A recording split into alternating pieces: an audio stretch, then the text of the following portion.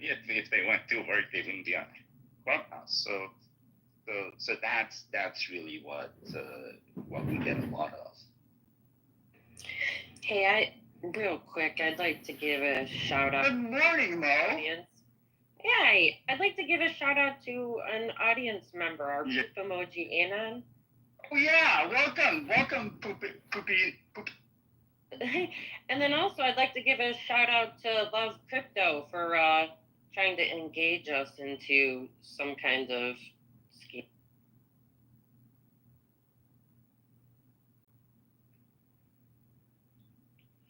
Yeah, thank you for that, because unfortunately, Love Crypto just made my block list. Thanks. You're welcome. I love it that they come here, they put the message, and then they leave. It's like, well, what if we talk about this, right? Come up and talk about your scheme. I'd really like to know. Excuse me. Are you talking about this earphone guy who was there? No, the crypto guy who says, "Give me 300." The other earphone guy.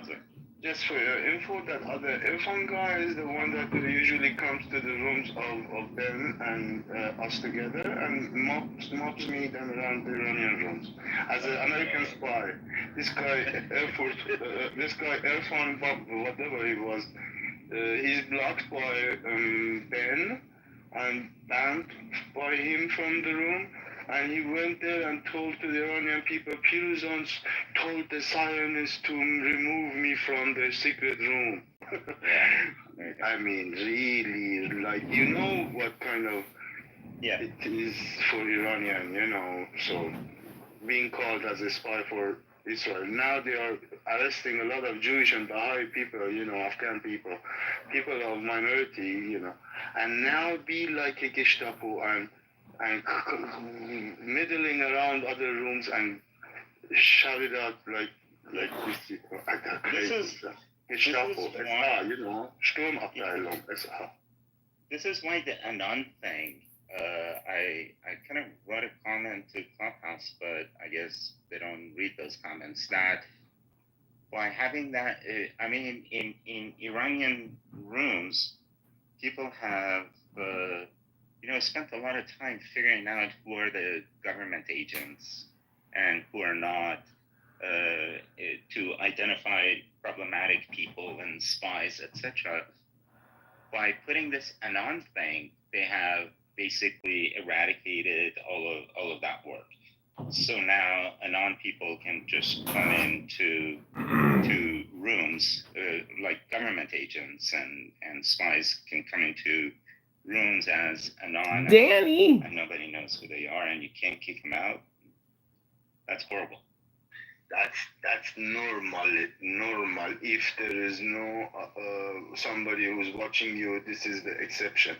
Nowadays in Iranian Clubhouse, all these they have left Clubhouse, and not much people has left. All those who have left now. They are earning a little bit, maybe in business or something else, but actually, intelligentsia has left already. Where did they go?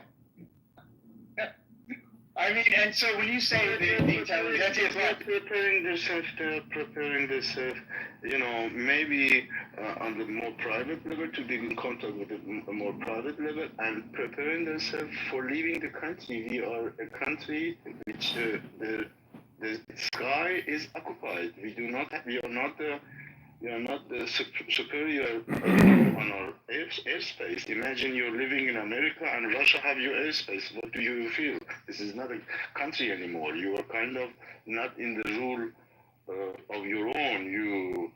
So, a lot of people, I'm trying my best to get my rest of the family out of the country, to be honest with you. We forgot about the money we have there. We forgot about our houses there. Let me respond to Jules really quick. In that the Iranian clubhouse, the Farsi-speaking clubhouse, and the English-speaking clubhouse are completely different. So during the past protests, Clubhouse was used to organize a lot of these protests. A lot more Iranian opposition groups are in Clubhouse and so the space here turns into is a highly political space against the regime.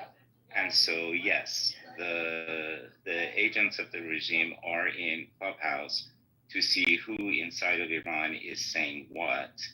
And multiple people have been arrested in Iran because of the comments that they made on Clubhouse. So this presence of government agents in Clubhouse for the Farsi-speaking community is indeed a huge issue. She was probably talking about the. Yeah. In the U.S., that's not an issue unless Trump succeeds. Not yet. Not yet. Well, good morning, Chinga. Good morning, Alfonso. And I think I'm seeing double right now with you, Chinga, Amerindigenous. Are they both your accounts? And do you use one to record and type us out to your pod? I don't know what you're talking about. Okay. Good morning, Alfonso. Anyone else? We're just having a chat. Yeah, good morning, Dr. James. Good to be here. I had a little preview of an article that I had readied up over the weekend, but I've just decided that Mondays it seems like there's enough inertia from people coming in and having had a whole weekend of not talking since Thursday that seems like today is a great day for just kind of open. I think that just became an official new decree just now. So anyway, yeah, what's up? Anything happen over the weekend for anyone? Anything on your mind? We've got 34 minutes left. A lot of interesting stuff going on in my little universe of news, but meaning not my personal news, about nothing new to report there, but in terms of just little news articles I picked up. But I'd much rather just do open dialogue. If any of you have anything, just kind of burning thoughts. I have something. I don't know if anybody knows about the airline industry, but I read an article a couple of weeks ago that said the sort of ethos and culture of pilots and flight attendants is palpable in terms of service and in terms of safety. And I can't remember which airline, but like sometimes the pilot and co-pilot will fight, and then the flights don't go so well, or they don't show up on time. And another airline, everybody's like real friendly and a family, and everything goes well. I usually fly Delta, and I'm satisfied with Delta. But this last week, I flew to Oklahoma on United and almost died twice. So the wind shear in Denver was really, really terrible. Nobody could land. They wanted us to stay in the air for 30 minutes. The pilot said, we don't have enough fuel to do that. So he's going to land us in Nebraska. We couldn't make it, so we had to land in Wyoming, which the wind was still high in Wyoming. And it was very rough and rocky, and we hit the ground hard. And then we had to get on buses and go to Denver that way. But that didn't seem to fix anything, because then on the way back from Oklahoma, had similar problems, and they kept delaying our flight from like 7 in the morning till 1 in the afternoon. And everybody who was on the flight with me was like, I'm never going to fly United again. United does this all the time. So there's two questions. One is like when the flights don't go well, is that the crew's fault? And then on the other side, do the airports give preferential landing and takeoff for certain airlines and not others, because we couldn't get off the ground? Has created a mind virus. First of all, glad to hear you're alive. And second of all, I just want to ask you, have you seen HBO, the show Rehearsal Season 2? If you have not, I highly recommend you watch it, because it's a very interesting, intelligent, and humorous take on this really horrendous topic. It's you kind of call it investigative journalism meets real life comedy meets I don't know what. It's but basically they do this whole expose on the relationship between the pilot and the co-pilot, and how co-pilots do not feel safe and to basically tell the pilot when they're doing something wrong, because the pilot can ban them for life if they don't follow orders, and because the pilot and co-pilot are basically just meeting for the first time as they're getting on the plane, so they don't really have too much rapport built up between them. And very, very interesting take on just, the impact of shitty communication between the pilot and co-pilot in the airline industry. I'll just speak. My husband flies for American, and I've never heard of him ever having issues like that with. Is he the pilot or the co-pilot? Well, I guess you would say, because you have the captain and the first officer. That's what I meant, captain. Okay, so he's been a captain before, but then he moved up into international. So right now he's one of the first officers. There's 4 of them on the international planes. He has never complained about that. He usually gets along really well with the other pilots. So the subordinates are obedient. Yeah, I mean, everybody pretty much gets along. It's usually he has some tips with the flight attendants, because they'll be like, oh, you can't do this or that, and he's like, just little drama things. But for the most part, they don't have issues with that. So that's just to speak on that part. As far as I know you said some other things, Chinga. I'm not sure what I can speak to. So let me just do the obligatory good mornings here. Wow, we've got Cora. Welcome, Cora. Hiro, Marshall. We're just having kind of an open dialogue.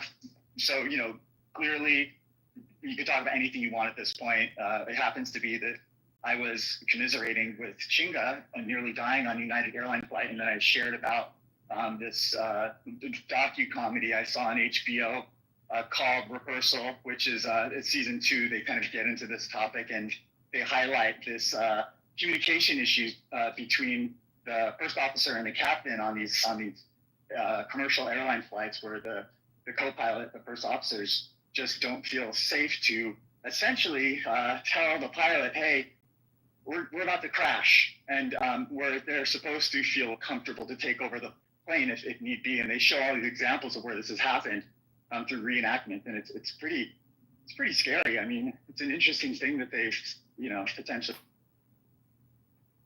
You're the 4th person to mention Rehearsal in the last 3 days to me, so it is definitely on my list to watch soon. Season 2 in particular related to this really? topic, yeah. I haven't seen it, so when I will definitely report back. The pilot co-pilot relationship is pretty well spelled out by standard operating procedure and stuff. From my perspective, I think this does change between companies, but I have a good friend who flies for Delta, and he talks pretty glowingly about it. I'm sure they're not all the same. Is he a first officer or a captain? He's the captain. Was it Mo who talked about it? You can imagine the captains might have a blind spot, right? Think about it. Well, but so what happens is nobody becomes a captain without having been a first officer, and they change around quite a bit. So right now, for example, my friend is getting type certified in, I think, Airbus 350s, and which is large wide body twin engine, and he will become a first officer again before he's a captain of that plane. So they do that a lot through their career. You're first officer, you become captain, you move to a bigger plane, you're first officer again, now you're a captain. And he also did the international stuff where you're like a relief captain. So he got to be captain kind of earlier, but didn't get to take off and land the plane, so it's like a mini captain. Anyway, so they do this a lot, but I know that the way they each have roles to play, and the co-pilot is not completely submissive. It's not like the captain comes in and is like, oh, I'm the captain, you can't tell me what to do. I just don't think that really happens. I mean, I'm really curious about watching this show. I do fear, like most TV shows, that it's kind of going to get it wrong for the sake of the show, but we'll see. It's also like a comedy, right? So it's like it's kind of weird because it's like a person who owns right out the gate. He says, "I'm a comedian. You know, basically, I make my money off of making people laugh." And there's a serious topic that has, come to my attention. How do we broach this and have it be both? Yeah, how do we do this? I'm very curious. I know that comedy can speak to truth and power in powerful ways. So I don't dismiss it out of the gate. I'm very curious. Well, here's the thing that I thought was interesting. It's more about the nuance of the dynamics of communication between uneven structures of power in a professional context when you've got 300 people's lives in your hands, and how that plays out. And you would not expect it to play out the way they're proposing, which is that there have been many deaths that occurred when you look at the flight logs. That essentially what happened was there was some point where the co-pilot became aware that there was a problem, but the co-pilot didn't speak up. Yeah, so, and I think Hero's missing because he came in late. There was an article last week that came out and talked about the ethos of different airlines and how some work better because they have a very good relationship and familial-like atmosphere, while other ones are very competitive and they don't get any incentive for cooperating, and so it affects the service. It's kind of like if you have all downside for speaking up in a differential of power as someone who's a subordinate, how often do you... Well, I do know that the aviation culture has taken on this. And first of all, the fact that it varies for company and perhaps even by country and culture, that doesn't surprise me at all. I'm sure there's good examples and bad examples. But I do know that aviation in general takes these kinds of things pretty seriously and are pretty sophisticated about it. So they talk a lot about cockpit resource management and there's like protocols you go through when you decide to do something. It's like, I'm flipping a switch. Okay, you flip the switch. Okay, flipping the switch. Like there's these like little and it's drilled into the pilots how they talk about things, and kind of get consensus between them. Not to say mistakes don't happen, but they at least try. They take it pretty seriously. And my friend is what do they call them? He's a line check airman. Like he's one of the guys who actually like when he gets in the cockpit like can basically disqualify somebody. He's kind of an instructor, but like an examiner sort of thing. And so he's pretty senior. And he will talk about certain people that he always comes to, a lot of times they're ex-military or they're just like, I used to fly F-18s, or, they're kind of a little too big for their role. And there's a macho culture in some ways, and all the more reason to have a lot of people thinking about this. And if you were taking like an FAA exam, which I have because I'm a private pilot, so I just find little things. I can't really speak to this firsthand, but just because I know people. There are lots of questions about like psychology. Like they identify these different personality types. There's people who are authoritarian. There's people who are not evasive. What's the word? There's like these. You study and learn about the types of dangerous personalities, not personalities, more like dangerous mentalities, like avoid. Are you talking about like an avoidant PD? Are you talking about personality disorders? Or are you just talking about more dynamics within? Yeah, dynamics within communication, but I don't think personality disorders, but certain mentality. I'll look it up. There's the FAA has these like identified risky kind of behaviors or mentalities, like somebody who likes to flaunt the rules, or somebody who wants to ignore problems, we're getting low on fuel, but hero. So really quick, this is kind of what this scene in this show kind of highlights a bit, are the different dynamics that play out. So I almost feel like those examples seem like they've come from actual incidents that ended in fatality. Totally. Everything that seems weird in life is there because it actually happened. Right? Like I'm sure Sam can speak on this, like in contracts and lawyers speak and stuff. And every time you see something like, what, that seems dumb, it's like, no, that's happened enough that now there's like a thing on it in the contract. And every procedure in an airplane is because these things have gone wrong, right? Like there's definitely going to be a new thing about how you touch the fuel switch now, right? Because of the thing in India. And maybe it's going to change, maybe that fuel switch is going to change somehow physically or logically how it works. But every time something goes wrong, people circle the wagons and figure out what's going on. And there's really this culture of not trying. Okay, it used to be like, pilot error, and that every time something went wrong, if you could blame it on pilot error, there's this idea of like, oh, well, that was that guy's fault. I wouldn't do that. But that really changed to be like, no, pilot error. The pilot did that for a reason. Either they were confused, and if they were confused in a way, then we could be confused in that same way. And if the switch was in a bad place, or it looked too much like another switch, or there's a procedure, like people really they change the way words are used, because like this word sounds too much like that word in the heat of battle, so to speak. Can be confused. So they're always reviewing these things, and of course things can be wrong and things that need to be improved. But there's a lot of effort into doing this, I guess, is my point. More than almost like any other area of my life. I see aviation folks just really like really thinking seriously about how things should be better and how things should be.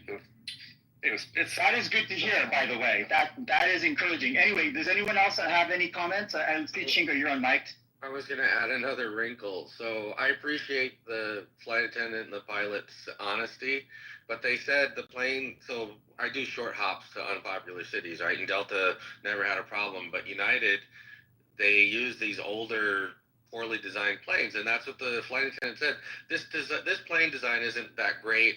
It's really front heavy, so we want everybody to sit in the back. And then we had some extra seats, and she goes, especially the heavier people, we need to balance. We need to balance the plane so that we don't come down too hard. And they said this in both directions, going to Oklahoma and coming back to Oklahoma. They said this plane sucks, and we needed all the fat people in the back. Do you remember what kind of plane it was? No, I don't remember, but I was just like, I understand the planes are expensive and you probably can't get rid of them, but you should have bought a better plane. I've been on flights where the pilot came out and heavy said, people I want. Yeah. Yeah, I've been on flights that pilot comes out and says, you move over there, and just moves people around to balance the weight. I think they can tell by the pressure on the landing gear if the plane is not weighted. That's really interesting. Especially those small planes. They do that. They've done that actually I remember that even in the early 70s, that they would move people around on the really small regional planes to rebalance things. And luggage too. When they're loading the luggage, they're very careful about how they balance the luggage in there. Well, I guess even though it just looks like they're just throwing it. There is a system. So guess what they did? So they said, they admitted that we don't have enough fuel to go from Bismarck to Denver, right? So we had to land in Scottsbluff. They're like, oh, can't make it there. Got to emergency land in Cheyenne, Wyoming. So we get there, and they said, we're going to get more fuel, and then we're going to try again for Denver. They overfueled the plane, and they said, we can't get people back on the plane because the plane's too heavy now. Like, just so many comedy of errors. It was just terrible.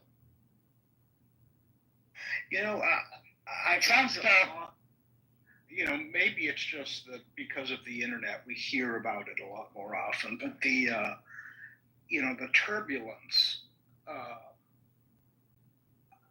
you hear about it a lot lately, and I'm wondering, is this something that climate change is affecting a lot? And I haven't really heard much about that aspect of it.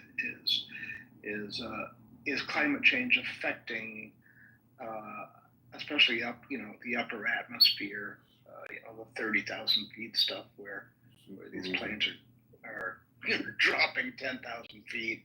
Yeah, I've heard that, Rick. I've heard that it's from climate change, but I can't contribute any more than that because it's just that I've heard. I would tend to think it's more due to the fact that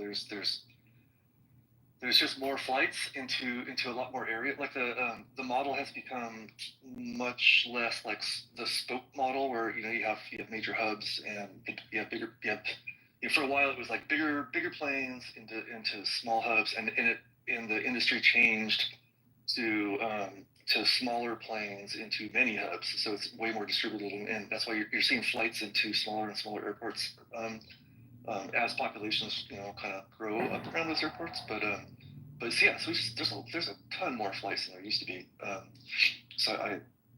That's got it. So that's why like planes like the A380 kind of died pretty quickly. Like the 747 went away or is almost gone, and those biggest planes are less economically viable for the airlines, because they'd rather fly 3 planes from say the 3 different airports in the New York region to 3 different airports in the UK, rather than one big flight from JFK to Heathrow. It just makes more sense. It gives more options, more times, slightly different locations. Interesting spin, really quick. Nathan Fielder, the guy who does that show, Rehearsal, and the season 2 pilot episode, there's this interview I pinned to the top where one of the pilots that's interviewed basically said, I just discovered that Nathan Fielder had gotten his commercial license and was 737 rated. So that's actually kind of an interesting twist to the guy that's hosting the show, and some knowledge you would have as an insider, and if there's any exams that have to be taken, I know how thorough those. Well, he's a comedian pilot. That's interesting. Or a pilot comedian.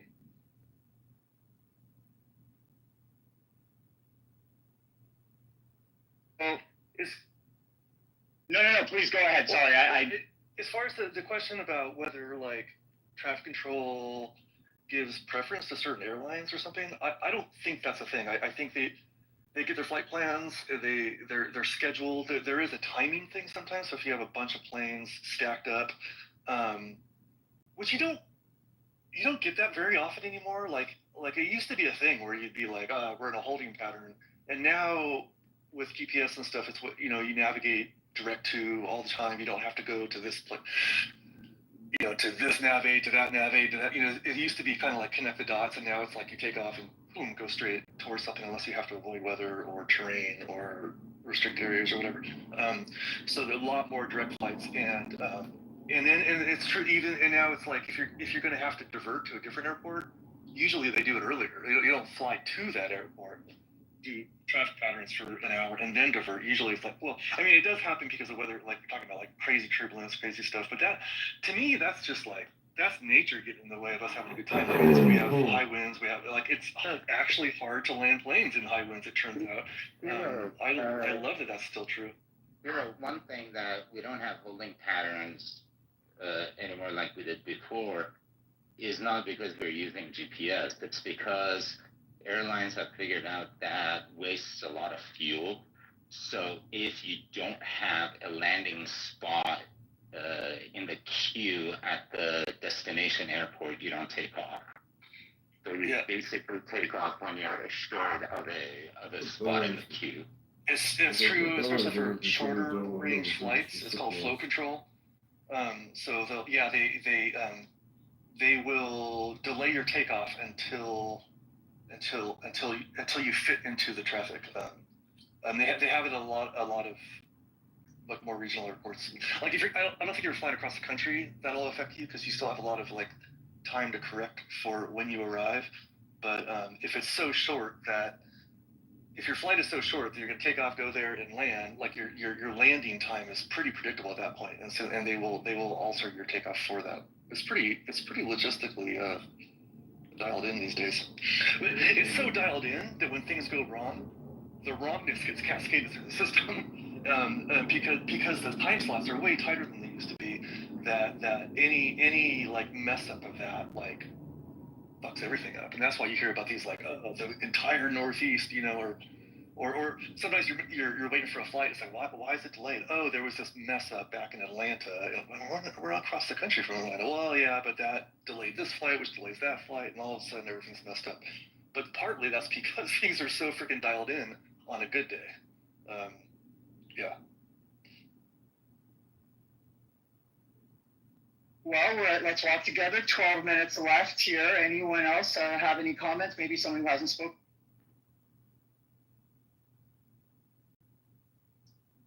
We could do like a 10-second silent countdown and then dogpile anyone else who has something they want to say that's already spoken. Just want to give the folks maybe who don't like chatting.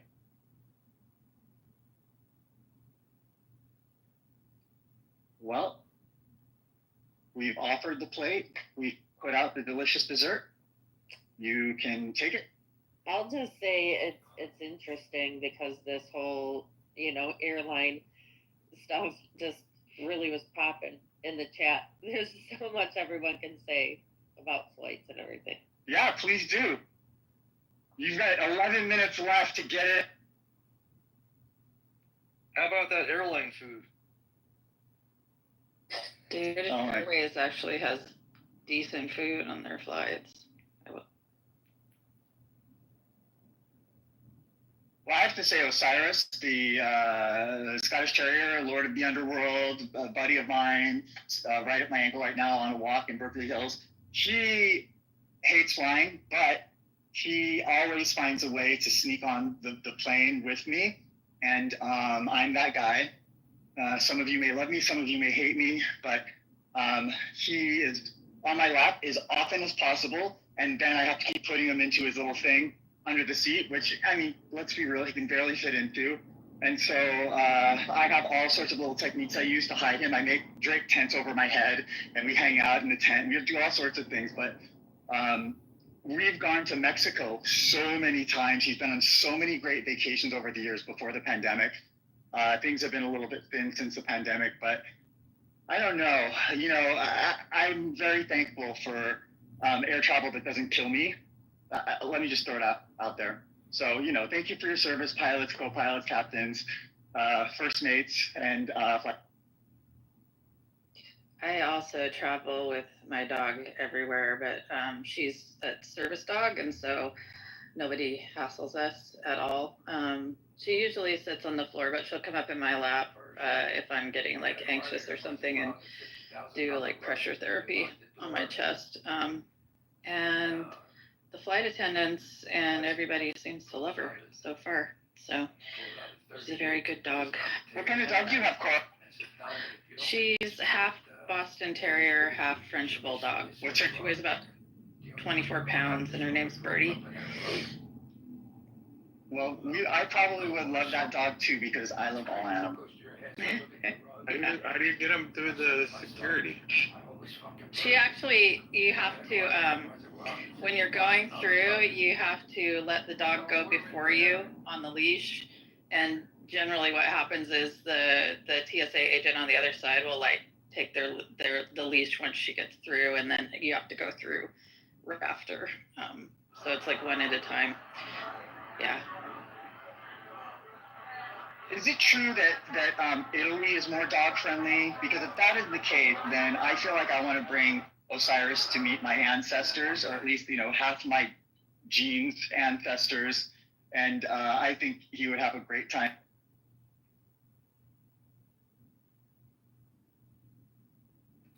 Yeah, I've never taken Birdie overseas. I do want to take her to Mexico, because I know Mexico will let you in without a hassle with the dog. So their whole disposition. I'm Gen X, right? So when I grew up going down to Tijuana and Ensenada and all these places as a kid, so I can drink, before I was 21 and do stupid things. And so I lived in SoCal, so that was an easy thing to do. And back then, it seemed like dogs were not that revered. And then, fast forward to the last 10 years, trips to go to Mexico, and it's like, man, royal treatment for Osiris. I mean, he comes home with all kinds of personalized, embroidered, different things, his new dog bowl, his new Osiris handkerchief, like the whole shebang. It's great. They even have little doggy beds in the places we stay that look just like the adult beds. It's. Well, part of it, I think, is, I don't know what year it was, but the UN had this whole thing about countries that eat dogs, Korea, Mexico, other places. And in Mexico, people ate dogs.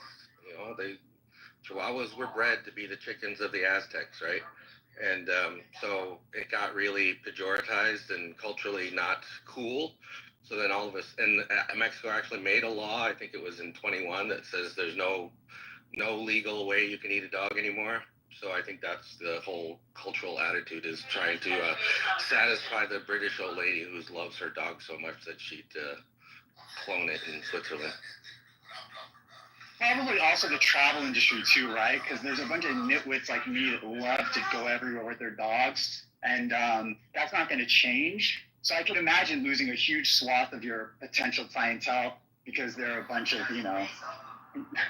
whatever you would call someone like me who's just never leaves his dog with anyone. I promise not to eat your dog. Kind of files. Yeah. Oh, good morning, Dr. Francine. Haven't heard from you. Good morning. I'm not good at contributing on airline pilots, but on dogs, I'm number one. I've actually flown in the cabin with a golden retriever. So, Dr. Francine, hard-hitting question. Are you pro or con consumption of dogs? Oh my God. I have dogs that sleep on my bed with me. I'm totally con. I don't eat any meat. They taste like a combination of pork and chicken. It's really greasy. Ew. Nothing. There was this place, and Nothing with a face. there was this place in our town that had a pet store, and right next door was a Chinese restaurant of the same name. That's disgusting. I can only imagine. The people who weren't adopted got eaten. Well, you don't know what happened, but it's kind of odd that they owned both a pet store and a restaurant. I think you're connecting dots that aren't explicitly there, Mo. I mean, can we just be... Yeah, maybe. I'd like to take this opportunity and give a public service announcement on behalf of the Baja California Tourism Bureau, and say for those of you who have access to it but haven't done so, Valle de Guadalupe Valley, it's about half hour east of Ensenada. It's in the mountains. It's the Mexican wine region. And I've been there 4 or 5 times post-COVID. They have a lot of really nice resort type places for you to stay at, and the wineries are really good. They're beginning to be competitive with California wines, and the food is out of this world. Most of the famous Mexican chefs have opened up restaurants either in the resorts and the wineries or standing alone. So for Guadalupe Valley, Valle de Guadalupe. Any chance there's a lake up there called Lake Hansen, Laguna Hansen? I don't know. Well, I've traveled in that area before. I grew up in San Diego, and I late 80s, early 90s, my brother and I took a little road trip, and we went down to Ensenada, and we went east into the hills, and it is gorgeous up there. Oh my God! It's phenomenal. And it's like, well, for me at the time, it was like, oh, I didn't realize anything. It looked, yeah, this is stupid. It looked like areas of Southern California up in the hills with pine trees, and of course, it's less than 100 miles south of the border. Why would it be that different once you get up in the hills? But it was green, and I think it was spring. Just so it was like grassy and green. than San Diego side. It was really pretty. There were horses running around that looked like they were actually happy. And there were frogs everywhere for some reason. I don't know, in the past 20 years, it's been kind of built up quite a bit around the wine industry, and so I think if you go there now, you probably wouldn't recognize it. But the amazing thing is there are these restaurants that like the chef gets up in the morning and just goes into the hills and sees what kind of edible greeneries they can find, and then goes to the market and sees what animal they slaughtered that day, and so then makes the menu based on that. And the food is just I can't say no. What wine pairs well with dog, horse, or guinea pig? I think Zinfandel would go well with greasy foods. Only here have anyone ever had this conversation on Clubhouse. That's the other thing, like the whole anti-South American thing is because a lot of the people, because after NAFTA and CAFTA are indigenous, they don't speak Spanish, they don't speak English, but they bring their traditions with them, and one of them from South America is eating guinea pig, and so people would go into the pet stores, buy guinea pigs, and then go to the park, a public park, and cook guinea pigs. In some cities are like, you can't do that. I would serve it with a Sangiovese. This whole I don't eat this, I don't eat that is a very first world issue.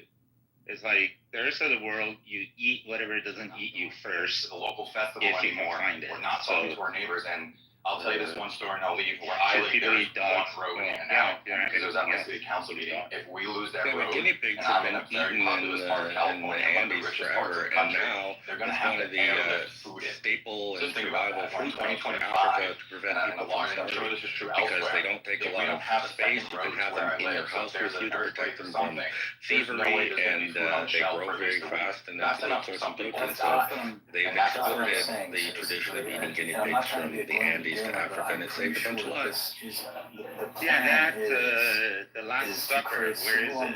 Is it in put people in Lima, places Peru, under or the that pretense that it has to do with is ICE eating a guinea and pig? sovereign states or sovereign Yes. cities not Is that handing a over, painting that you know, is people a mural? illegally. Yeah, it's a And what mural. this is really going to be Last is Supper. setting up all for a martial law Jesus lockdown. and the Where I 12 think, apostles, honestly, they all have indigenous features, and in front of Jesus on a plate is a cooked guinea pig. Oh my gosh, this morning, I'm sorry, I'm just going to change the subject slightly, but I saw, kind of in the same realm, I saw this just really hilarious but kind of stupid video my partner showed me on Instagram of this guy playing Moses, but Moses is like one of these vloggers, newscasters, doing kind of all the cliche, cheesy social media things. Serious people to the negotiations. So I remember that you were able with Marco Rubio and with Steve Witkoff to get these talks going in Istanbul. I remember I was myself in Turkey for NATO business in May, and we really put pressure on the Ukrainians. Are y'all hearing how he's kissing the fucking ring? This shit is ridiculous. He is kissing his ass. Partners, I could say.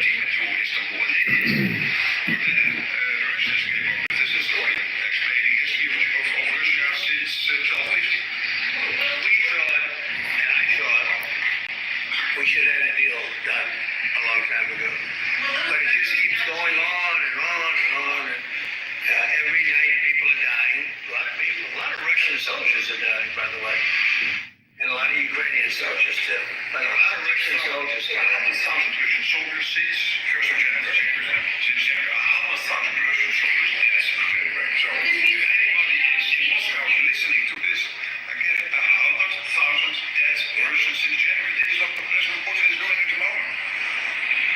Will these be Patriot missiles specifically, or Patriot batteries that you're planning? And when do you Everything. It's Patriots, it's all of them. It's a full complement with the batteries. And when do you expect them to arrive in Ukraine? Wait a minute, y'all. So do you know what that means when he says Patriot missiles with the batteries? No, we do not. Please educate us on that. I'm a little nervous already.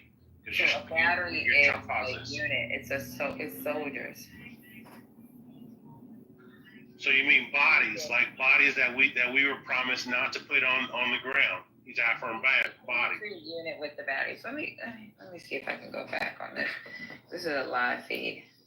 He said Patriot unit. He said Patriot missiles with the batteries.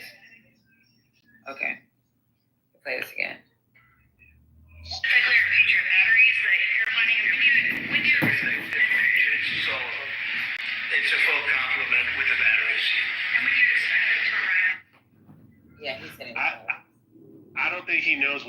batteries are. I think he's thinking batteries are like lithium batteries. I don't think he knows, Doug. I hope that's what he meant. Like he meant like a Duracell battery. Right. He's Energizer. Because if they're sending batteries and he's talking about teams, that means we're part of the war. Well, we're going to have some come very soon, within days, actually. Just a couple of the countries that have Patriots are going to swap over and will replace the Patriots with the ones they have, and Matt will coordinate with NATO. But so it's going to be, they're going to start arriving very soon. This afternoon, Boris Pistorius, the German defense minister, is visiting in Texas, Secretary of Defense, and we'll discuss also, I think, this whole major thing. Norway is involved, so this whole deal is also about missiles or ammunition, so it's broader than a bit. We have one country that has 17 Patriots getting ready to be shipped. They're not going to need them for that. So we're going to work a deal where the 17 will go, or a big portion of the 17 will go to the war side. Mr. President, can be done very quick. Mr. President, Could this transaction with NATO be viewed as a step towards achieving peace, letting Putin know that now Zelensky has a little bit more powerful tools in his tool chest, and maybe that brings him to the table to achieve peace? So I know that you want to do that. Brian, that's what we've been saying. I think you might have expressed it better if you want to. That's exactly what it is. That was a nice summary. I think he said better than us. He's a very good guy. I can tell you that. But no, it's well said. Yeah, I think this is a chance of getting peace. Or it's just going to be the same thing. I have to tell you, Europe has a lot of spirit for this war. A lot of people, when I first got involved, I really didn't think they did, but they do. And I saw that a month ago, and then you were there, most of you, many of you were there. The level of esprit de corps, spirit that they have is amazing. They really think it's a very, very important thing to do, or they wouldn't be doing it. Look, they're agreeing to, they're paying for everything. We're not paying anymore. We have an ocean separating us. I said, we have a problem. We make the best stuff, but we can't keep doing this. And Biden should have done this years ago. He should have done it from the beginning, but he didn't. He didn't know he was there. This guy, what a horrible job they did for this country. And I just hope between the border and this and so many other inflation, what a horrible opinion. That's not my opinion. I think it's everybody's opinion. But this is something that shouldn't have happened, and we're going to see if we can end it. I do want to make one statement. Again, I said it before. This is not Trump's war. We're here to try and get it finished and settled and whatever. Because nobody wins with this thing. This is a loser from every standpoint. This was Biden, and this was other people. And it's a very sad situation. This gentleman's doing a great job. I think he's going to get it, and Matt and everybody else that's working on it, I think you'll get this thing over with. Ukraine, European countries today is standing up for Ukraine as being strong. Will you allow them to negotiate tariffs lower than 30% before August 1st, or is the deal set at this What point? does that mean? You mean you're talking about the tariffs? Oh, you're back on tariffs. They're on a more friendly tariff, right? A little bit more friendly tariff. No, we're going to be talking to people. We have, I watched the show this one. They were talking about, well, when's he going to make the deal? The deals are already made. The letters are the deals. The deals are made. There are no deals to make. They would like to do a different kind of a deal, and we're always open to talk. Do y'all want to keep hearing this? I'm ashamed, dude. I for some reason, I can just hear him saying dumb shit like, we're going to send all the batteries, the big ones. They're going to be lithium and cobalt, and we're going to put boots on the ground. We're going to put Nikes and Reeboks on the ground. All the boots, the favorite boots, my favorite boots. And all the batteries. We got the bigger batteries, Yeah, he's definitely he got to be thinking Duracell, because you cannot send a battery. If you do that, then we're part of. This guy's an idiot. Oh my god. All the batteries, we're gonna send all of them. That's what I was gonna ask you, Patty. That puts us in a war with Russia at that point, right? Definitely does. Yeah. That's fucking crazy.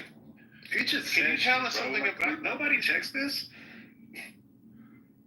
Can you tell us something about the Golden Dome? Like how does that work? Are those like microwave weaponized, or are they like rockets that are in space? Do you know anything about the Golden Dome and the space war shit, Patty? So yeah, Golden Dome is nothing but a defense system similar to the Iron Dome, but it's like a bunch of Patriot missiles located all over the place that'll be shooting like anything that may come into the country. Which I really, I don't know. I think that's a waste of funding. So these are land to was that surface to, I don't know if it's land to surface or surface to land kind of missile system. Is that what that is? It's not like. It's a deterrent. It's not gonna, all it does is like, if a missile's coming, it'll shoot that missile in the sky. So it doesn't land on the, I mean, the shrapnel still comes down, right? So. Right.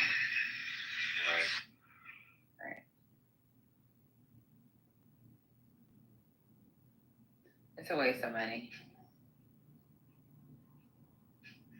Because even if Russia was to do something from Cuba, we already have like weapon systems. So I don't know. Well, don't we have the Bay of Pigs?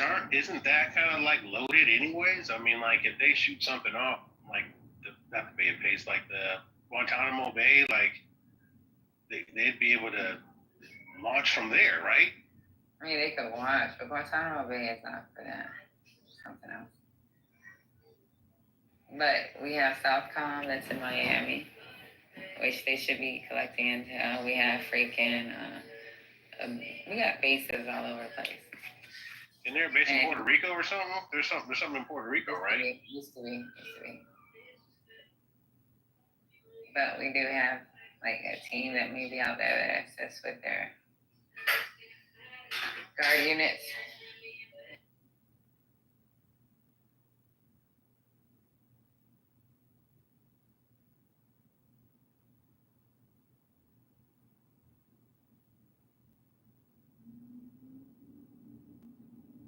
Okay, he's a winner, chicken dinner, y'all. Show preference. Let me see what else we got going on in the news, y'all. Y'all don't want to hear that no more, do y'all? You said what? Y'all don't want to hear that no more. He's really not talking about nothing. Just getting praised. Talking about 2 to 5%. How's his bid for the Nobel Peace Prize going? Any updates on that bullshit? I have no idea.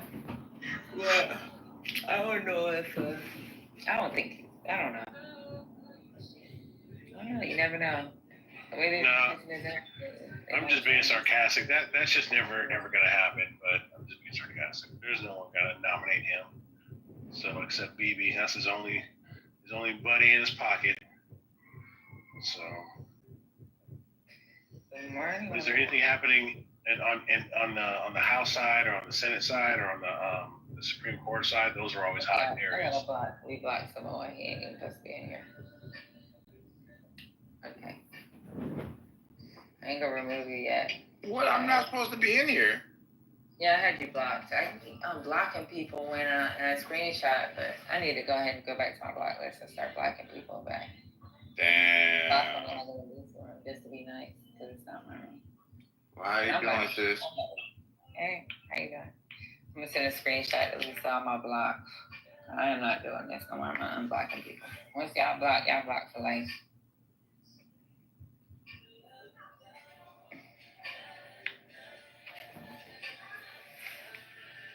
You guys, so expecting it.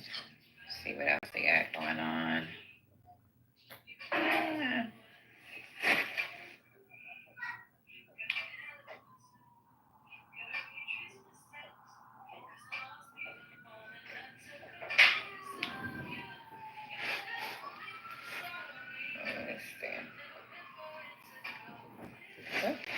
Hold on, y'all. Give me 1 minute.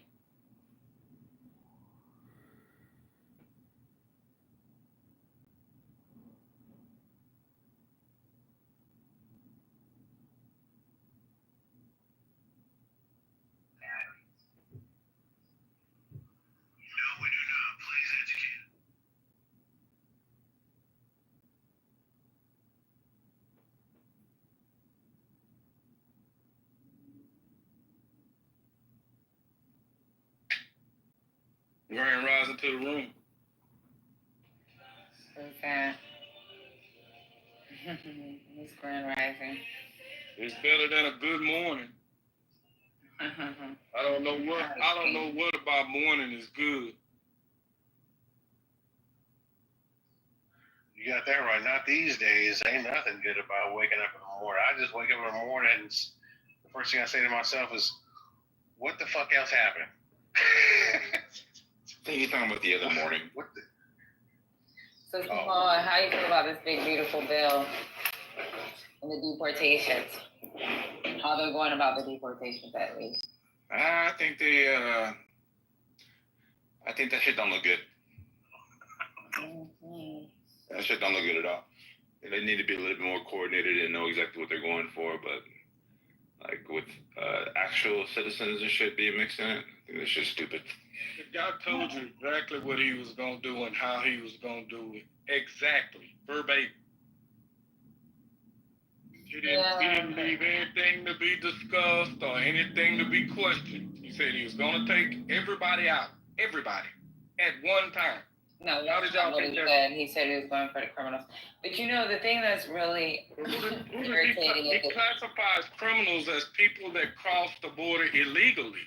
So that, in essence of itself, lets you know that that's everybody that's here illegally. Those are the criminals. Not the hardworking criminals, not the unlawful criminals. Anybody that crossed the border illegally is a criminal. Okay. But, you know, the thing that really is worrisome to me as well is the TPS status. Like, saying that they can go back to their country because it's safe now. Like, we know Haiti is not safe right now. This is ridiculous. Yeah, they get people killed. Yeah. Yeah, you knew they were gonna attack that ever since with the parole program. That's basically what they ran on the whole time with that whole Ohio thing, right? We were talking about Springfield. Springfield, Ohio. Yeah, the dog and cat eaters.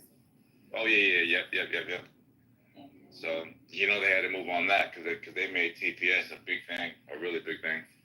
Yeah, but you know what? The residents of that freaking town were up in arms behind this bullshit. You know what I'm saying? Like, they had town hall meetings that they actually have recorded where the people are like, don't fucking our nation. You know what I'm saying? They revitalized their economy. Absolutely, dude. Yeah, it's sad. What about this big, beautiful bill? How you feel about that, brother? Good morning, Haitian. We're going to talk about your cat eating. My who? What's up? Haitian definitely said he eats cats. He don't do that. Yeah.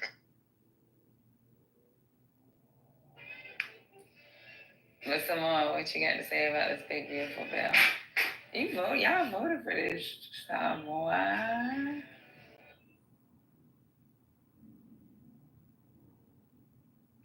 What happened? He don't like the bill anymore? Yeah, he said it's bad. He said that earlier. When I said, what do you think about this big, beautiful bill and these deportations? He was like, yeah, it's not looking good. Big, beautiful bill. Oh yeah, we're going as high as we can, baby. Oh my God! What's up with this boy Putin? Why Putin playing him for though? What'd you say? Putin. Why Putin playing him like a little bitch though? No, Putin ain't playing it like a little bitch. Putin done told Trump. That's what I'm saying. Putin playing Trump like a bitch, yo. Yeah. He told Trump, no, friend. You better stop lying to the public. I'm gonna do what I do. Like, he thought Putin was friendly. I have to tell people all the time, I ain't friendly. I mean, Putin strung him along like a good KGB agent that he is.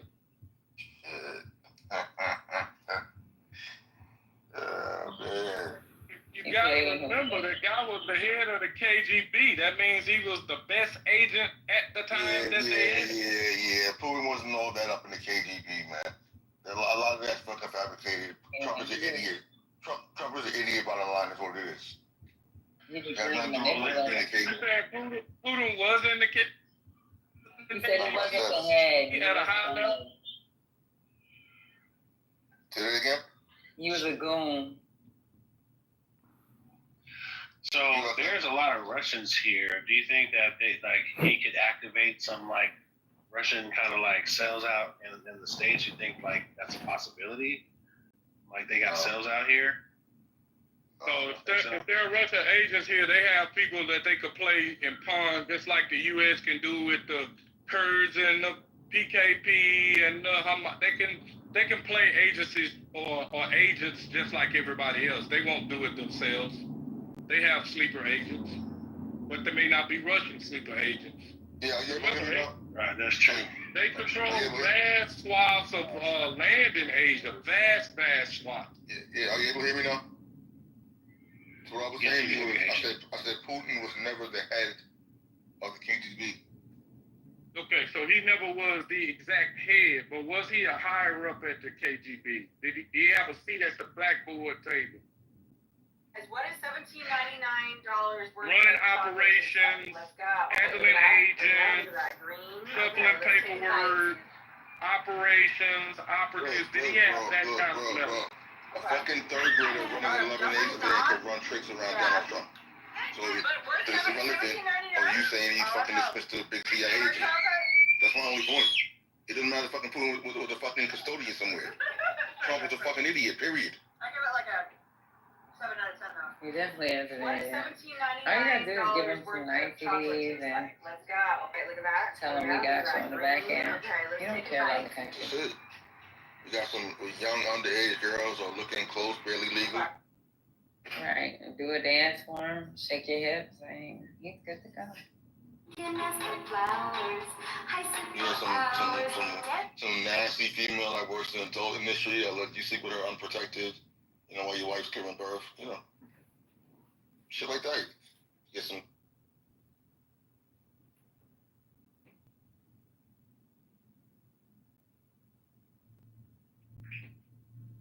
It's a good thing that NATO's paying for those Patriot battery missile systems, right? Well, if you want to be good, it's great, Samoa. If you say it's good, it's great. Damn, thank you. Jeez. Okay.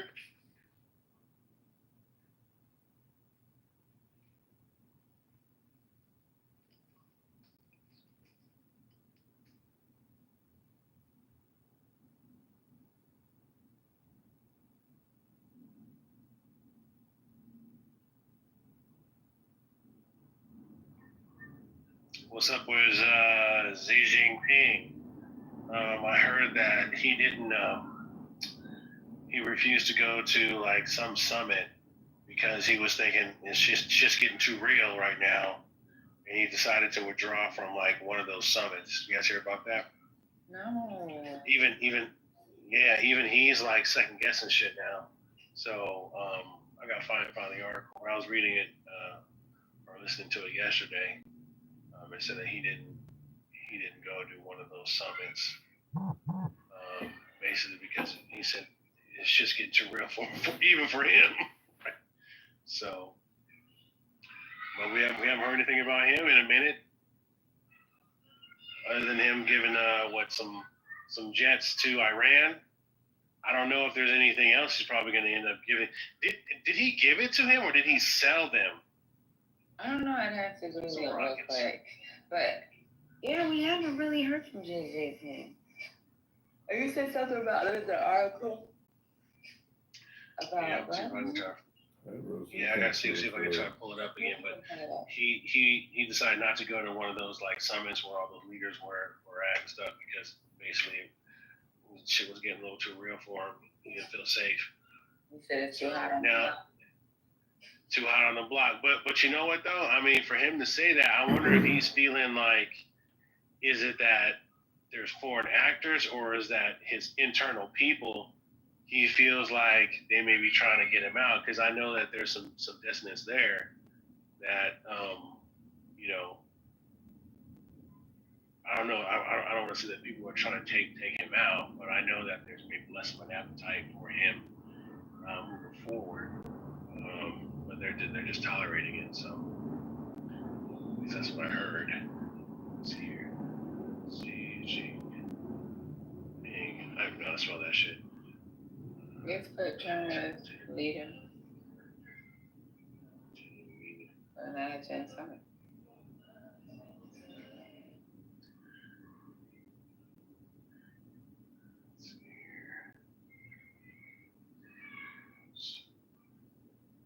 Oh, not attending the BRICS summit for the first time. That was a couple days ago. I mean, this says a week ago. So that was a surprise.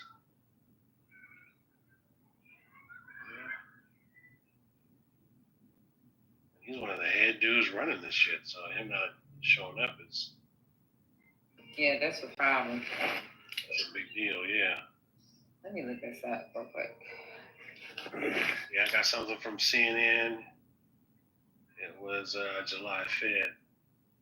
Some leaders from BRICS group, major emerging economic kickoff in Brazil Sunday, but without top leader of its most powerful member. For the first time in more than a decade's rule, Chinese leader Xi Jinping, who has made BRICS a centerpiece of his push to reshape the global balance of power, will not attend the annual leaders gathering.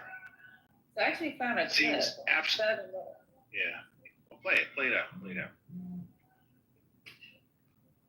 All right, talking about China, there's been a lot of speculation around the Chinese Supreme Leader, President Xi Jinping, because he's been missing in action over the last few days, most notably at the recently concluded BRICS summit in Rio de Janeiro. China was one of the founder members of BRICS, but Xi Jinping skipped that particular summit, the BRICS summit. It's the first time he skipped a BRICS summit in the 12 years that he's been in power, and that has led to a lot of speculation. Where is Xi Jinping hiding? Has he gone missing? Is this a strategic retreat because of pressure domestically, or is it something larger? And who could possibly succeed him, if at all? That is a plan, a succession plan is being laid out in 2027 when the next Chinese Communist Party's Congress is expected. For over a decade now, Xi Jinping has been the face of a rising China, a leader who has projected confidence at global fora, he's reshaped domestic politics, and positioned himself as president for life. But this year, for the very first time since taking power, Xi Jinping skipped the annual BRICS summit. His absence has triggered a wave of speculation. Is China's most powerful leader in generations preparing to step aside? Or is something deeper at play within the Communist Party's secretive corridors? Xi Jinping's decision to send Premier Li Qiang in his place is unprecedented. He's never skipped a BRICS summit since officially becoming president in 2013. In fact, as per official Chinese government records, Beijing is citing scheduling conflicts as the reason why Xi Jinping could not travel all the way to Rio de Janeiro. But analysts are not quite convinced. After all, Xi Jinping has made BRICS a centerpiece of his foreign policy since 2012. Why then this sudden change? And it is also not that Xi is traveling to someplace else at this given point of time. He has no international trips planned which coincide or which collide with the BRICS schedule. So then what was this scheduling conflict all about? Because skipping BRICS sends out a powerful signal at a time when Donald Trump is railing and ranting against BRICS and BRICS countries wanting to stop their own currency, wanting to devalue the dollar. This is not just about diplomacy. It's about what is also happening inside I'm at home. I'm China. listening to another clubhouse room and turn the line down. Huh? I didn't hear anything you just said. No, because you need to be muted for us to listen to. Yeah, mute up. I'm at home. Where are you? I'm at home in my office drinking coffee. I thought you were out. That means the background noise is coming from Simon. My God, you sound sicker now. Maybe I just became more of a man. You know, I was sick like that for 2.5 weeks. And it was just very weird. Tell me if this is what's happening to you. So usually when I get a cold, I start like, you know, the watery thing coming out of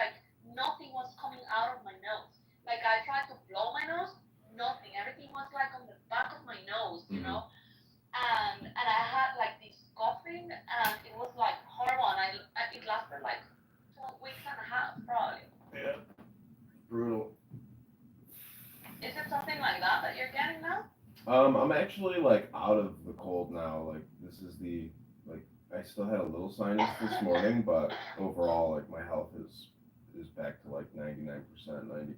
So I am a 99. the pressure though But was yesterday I intense. still had a little bit of asthma yesterday. That sucks. Yeah, and I was walking a lot and I was getting fatigued. Yeah, that was the craziest thing when the cold flu was like at its peak. My body hurt everywhere. Had pain and I had like horrible. I was getting shivers and total like lack of energy. It was a brutal cold that I went through. It hit me on July 4th the hardest. Oh, so you didn't do anything? No, I literally just stayed at home. I swear it must be like a seasonal flu pattern. And Some people have told me it's like the advanced or evolved version of COVID. Yeah, I could buy that. I could buy that because my sister had the same thing, and the girl that I dated on this app for like a 3-day weekend, she was all boosted up, and we had some romance. So I'm pretty sure she virally shed on me, and that like nearly killed me.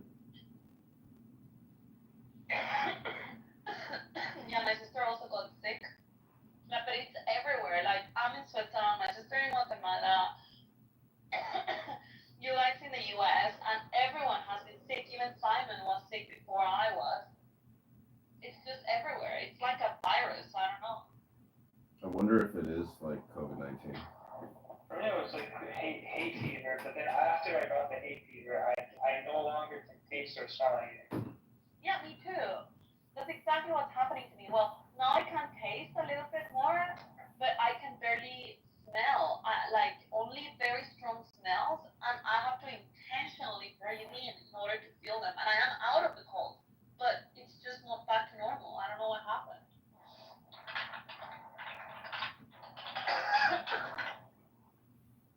I don't know. I think all that stuff comes back to like have you ever twisted a knee or like sprained an ankle and it took 11 months for it to like feel normal again or something? Well, I mean, let's hope, because I want to take my girlfriend to a fine dining restaurant for her birthday in August. When is her birthday? August 24th. Oh, so still like another month. Yeah. But I haven't been able to That's the birthday. That's the birthday than my best friend. Oh, nice. She's a Virgo. Whatever that means. You should read about the zodiacs. I don't know waste my time. Oh, you're not gonna waste your time. I've heard you waste your time for years, Simon. I'm gonna be selective with the things I waste my time with, and reading about fucking nothing signs is not gonna be one of them.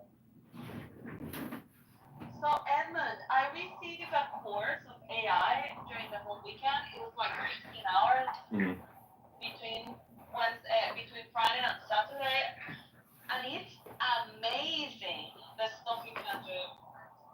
Really? What, for Like, example? I learned how to do apps, how to create agents, how to, oh my god, it's just amazing. I'm like hooked now on that. I'm creating my new website, and I'm creating a couple of apps that will help me to organize my stuff. Well, show me how to do it. Let's do a training course, and you'll be the instructor.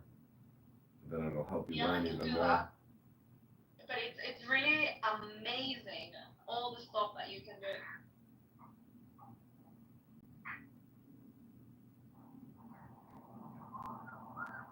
And it's super easy, actually.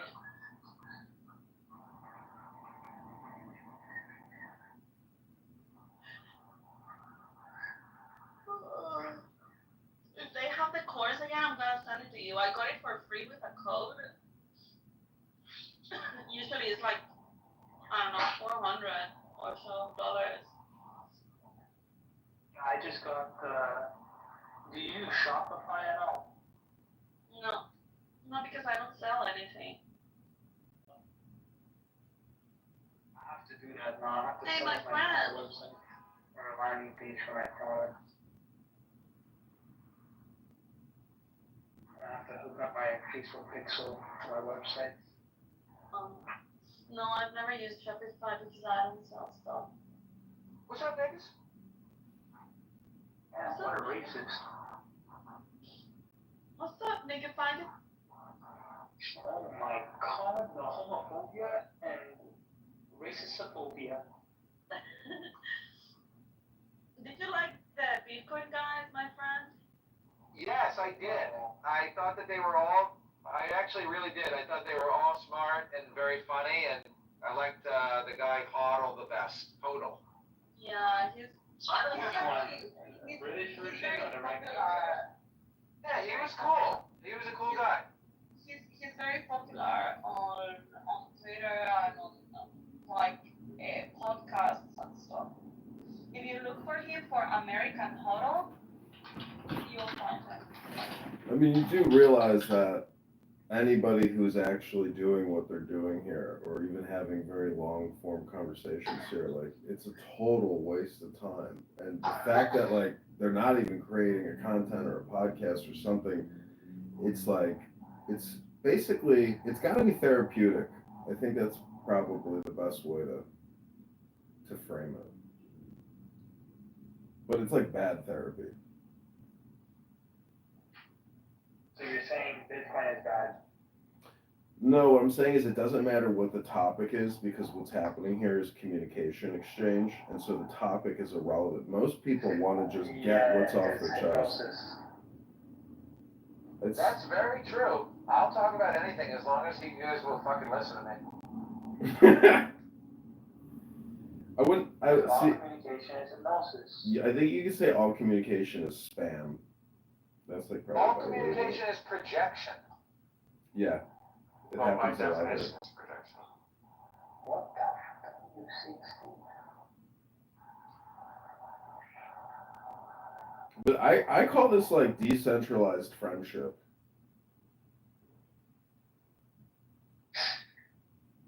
What would a centralized friendship look like? Real Is it the world. one where you walk away from somebody when you meet them in public?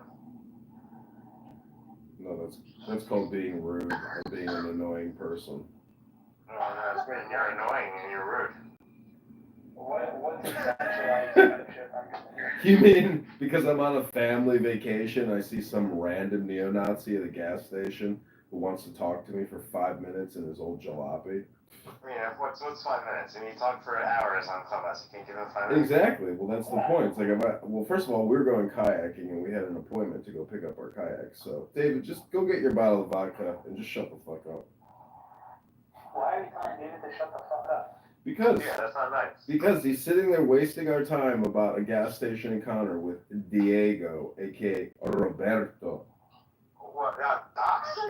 And when you bring up, friendship, I mean, that needs to be pointed out what you did. Wait, what did he do? Nothing. It's just a waste of time. Let's not rediscuss He the gas didn't station. go in person and he ran away. What? I don't know. I don't think he ran away. I think he was like. It didn't run away. You're Diego. Diego's like, No, the one running away was Edmund.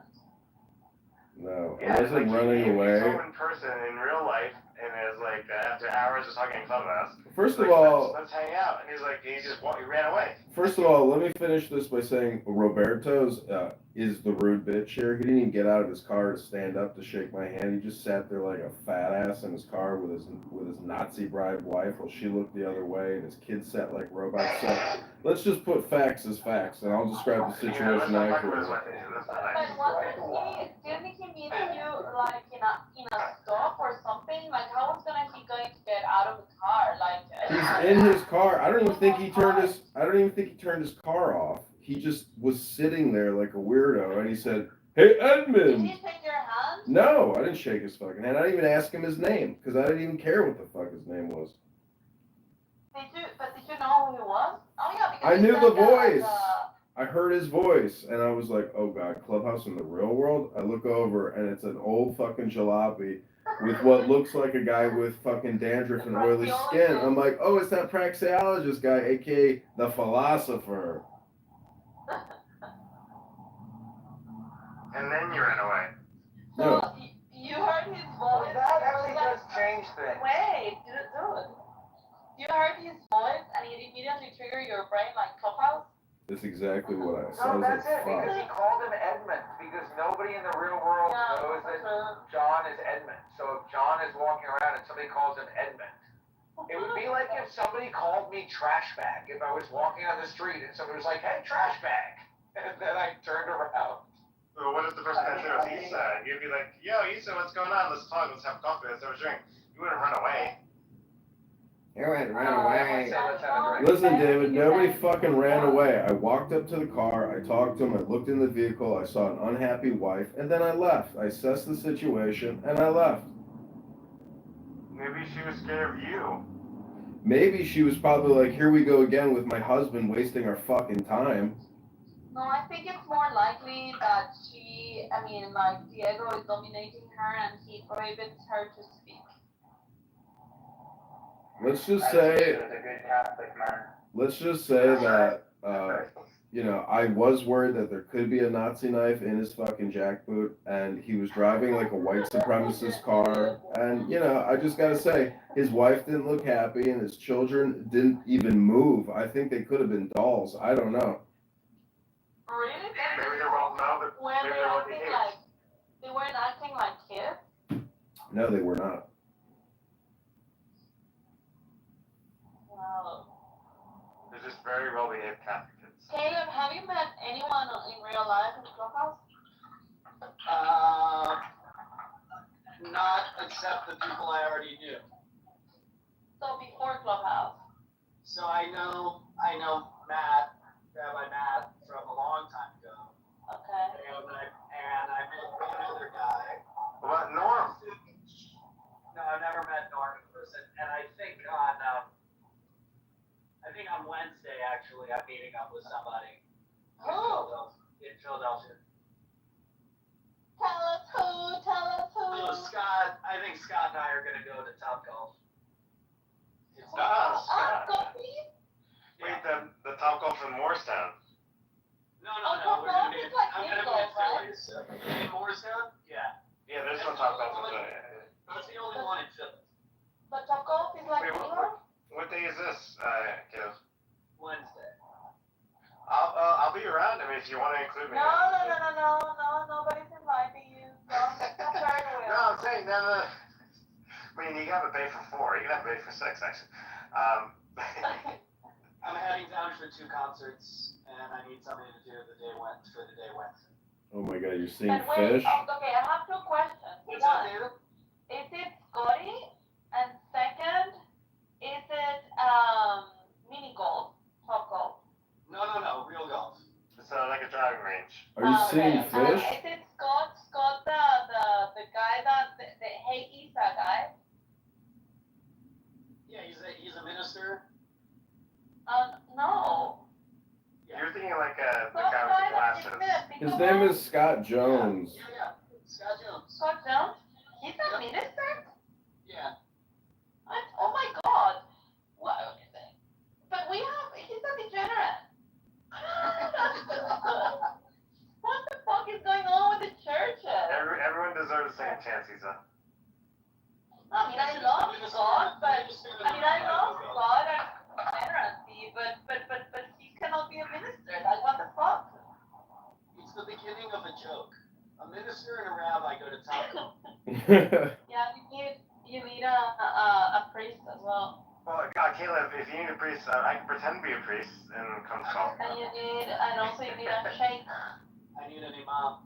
We can win Randy Dickerson. He can be the sheikh. Oh yes, he's my favorite. Would you meet with David Bobadilla in real life?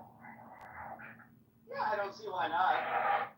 Yeah, look, Caleb. I was gonna want Caleb. There's certain people that beat him up, but I always try to. Oh my God, David, you're taking the spotlight off from me. Come to the man on Tuesday and Wednesday. Give me a good party at the show. The concert.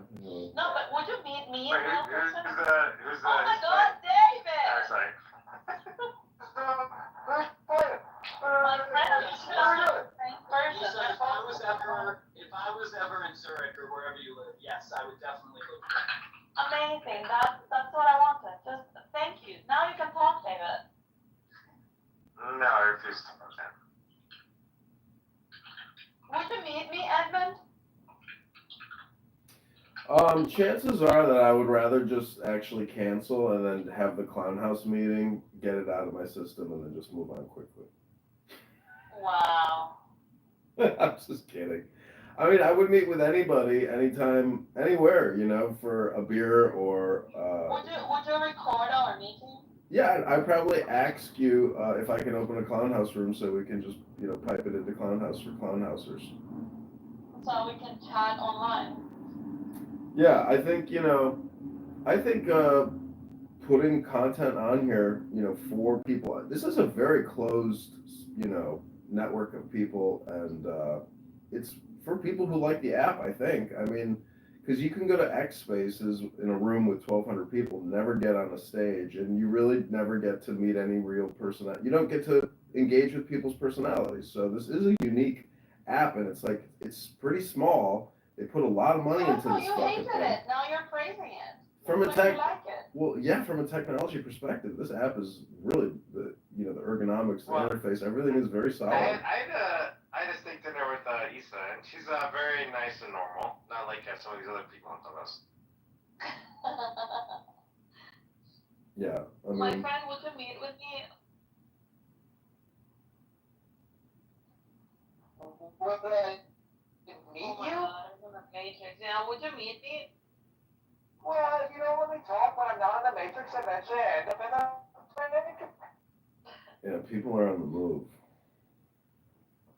So it's technically Yeah, the people that I have met on Clubhouse, they're not here anymore. I've met Rick and David, but then I have met, who is it? Suki. I met. You met Rico. You met Shuki? Met Rico. You haven't made it to Germany yet to meet Daniel? No, but I want to. I want to go to Israel with Daniel. That would be amazing for you. I really want to experience Israel with him. I think he would be amazing. Let's have a meetup in Tel Aviv. No, you won't. What? I mean, I'll be there again in December. December. What do you mean? I'm gonna be there in December. Yeah, I'm planning to be in Guatemala in December. Wait, my friend, where do you live right now? I live in Maine. Gayland. Maine? Yeah, I live in Maine. Gayland of Maine. Why?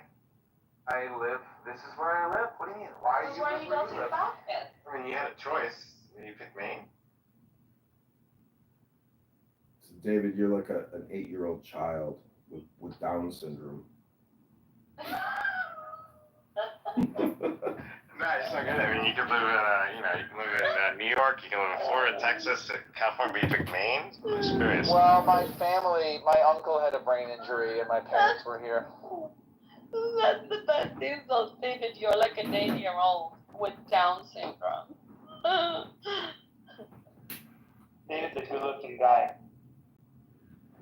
Not as good looking as John. That's very gay, Simon. I don't think that he's looking for your. I don't think he's looking for your. It's called the compliment. He says, like, yeah. I'll take a So compliment. I do want to point out my PTR. Telling him that he looks like a fucking 8-year-old Down syndrome. Look at this quote by Osho. It says, "If you love yourself, you love others. If you hate yourself, you hate others. In relationships with others, it is only you mirrored." Do you think there's any truth in that? I think that's amazing. 100%.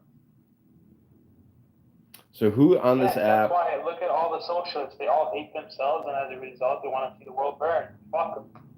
That's right. That's right. If I can't be happy, you can't be happy. And if they're bad. So how do you transform yourself from being a self-hater to being a self-lover? You just need to let go. You have to love your problems. Your problem, anyone else's problems, you have to love your problems. No, you need to take responsibility of your problems. That's number one. But number two, you need to let go. Oh my God, Simon.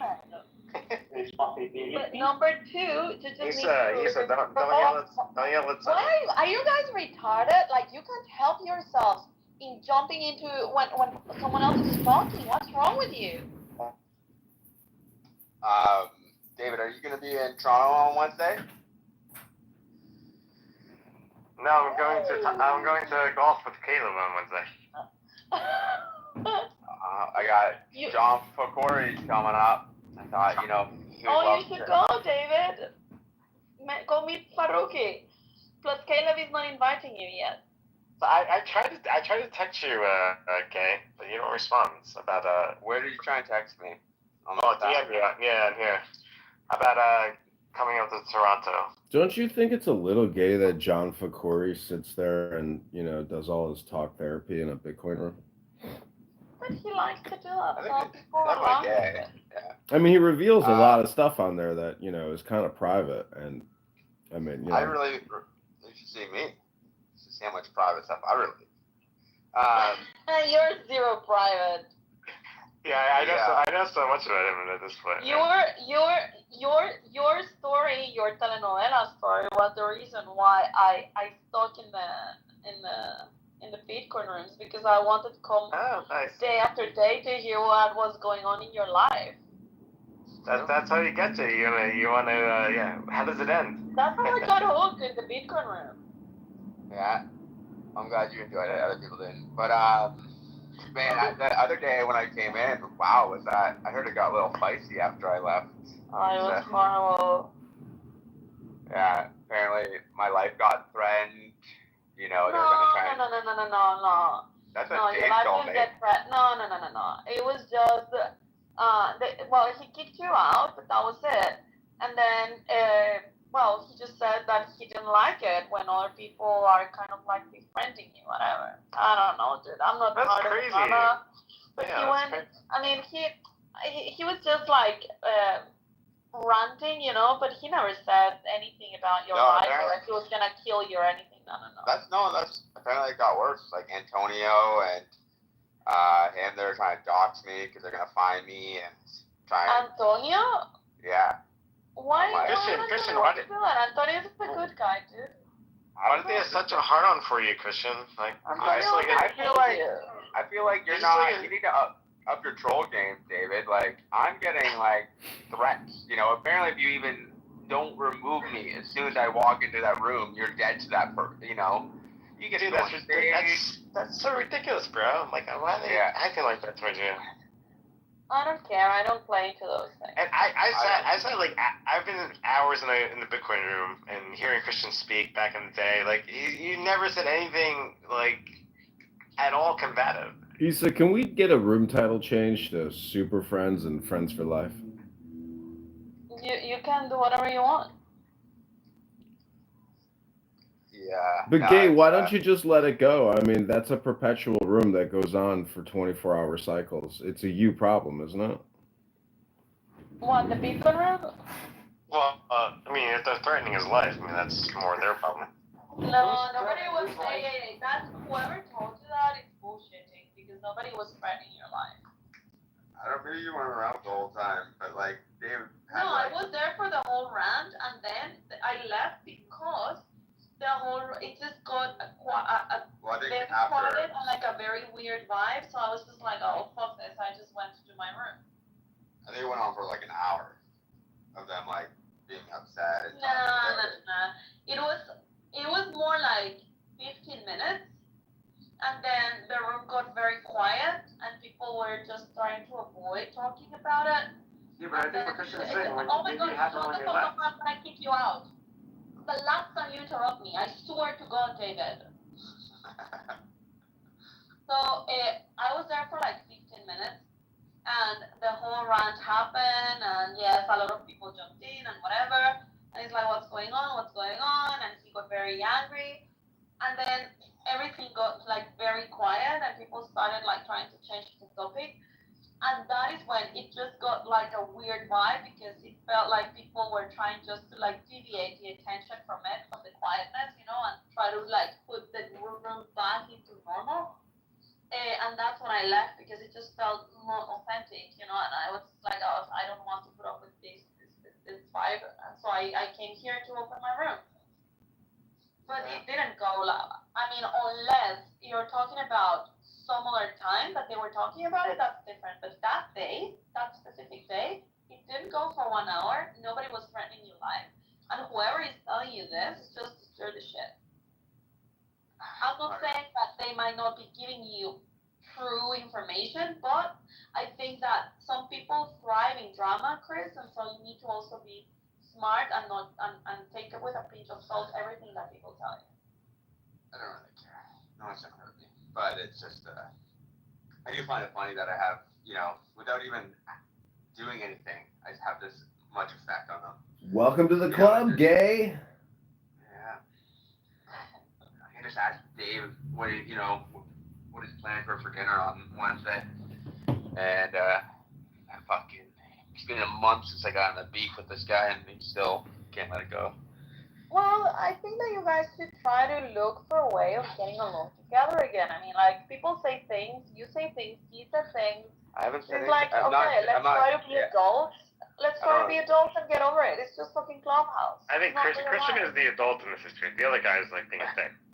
No, David, because Chris has also done shit or say comments that were meant to jab Jimmy and to trigger Jimmy, and so Jimmy got pissed off, and he was in his right of getting pissed off as well. Jimmy started. The problem is that maybe it went a little bit too far to a point where they cannot be in the same room. Well, that's because they were pushing around him. But I think you guys should try to sort it out. I mean, you both are adults. And you both are men, and you're managing this like if you both were two little 8-year-old scout girls. Okay, but what am I supposed to do at this point? There's nothing I can do. I haven't done anything. I mean, let it cool for now. Yeah, but there's no reason with them. And then try to see if through someone you're able to reach out. Like Hodo was saying the other day that they should try to look for a way of getting the two of you together. He was saying this while none of you were in the room.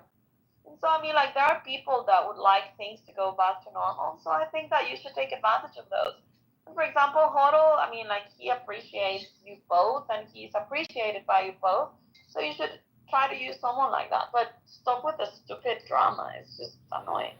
Yeah, I'm not trying. If Jimmy wanted to talk, I'm welcome to, but I don't plan to talk to Jimmy or continue the drama. Okay, let's just take a deep breath and change the topic of conversation to something more positive vibration. Well, because this is the only time when we can talk about it, and because he asked that. But yeah, I mean, honestly, Chris, don't listen to what everybody tells you, because that'll just get you angrier with Jimmy. You should just let it go, dude. Just let go. And at some point, try to make peace again. You guys don't need to be friends. You just need to be respectful to each other. That's it. Got it. I can't believe this conversation is happening right now. How old are we? Why? Hey, we've had stranger Why, conversations about. Why is it so difficult? I don't know. My mom told me that when I was 10 years old. Am I being like a mom? No, I mean, just the fact that someone needs to be told that. Oh, come on. You all need to be told that. Do you want me to remind you of the drama that happened on our side of Clubhouse? Yeah, that's right.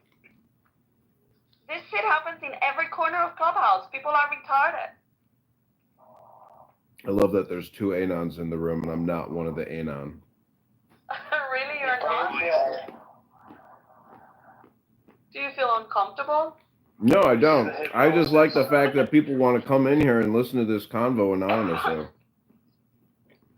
But yeah, Abuela, don't you remember when the whole Clubhouse World War happened between conservatives and Alex New York and you and Randy and Kai and Ali?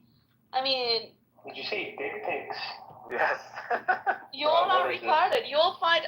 Everyone fights for different reasons. Everyone fights. I won't say who, but somebody said Take shit out of it. First of all, the government and religion are separate. I think I have dodged a lot of these fights. I only had my own drama, but it was just like... I thought you dodged a lot of big things. That's what I heard too. And then she stopped midway to say the dick, and then. I've only received dick pics from the gays. That's pretty straight up, I'm not gonna lie. And it's not theirs. Have you seen Daniel's dick? No, I haven't seen yours dicks. But Pussy has sent me dick pics. You have sent me Other dick people's? pics, and I don't know why you guys send me this stuff. It's like, this is a X person. Check it out. Yeah. Yeah, but I don't know. I've never played I know this what he's showing you. Well, side against side drama in Clubhouse. So Issa, do you think But it? I always do the same role. Like, don't get me in your fucking shit. And just get into a room, make peace, sort things out, and then come to my room. But don't weaponize me. That's always what I end up telling people.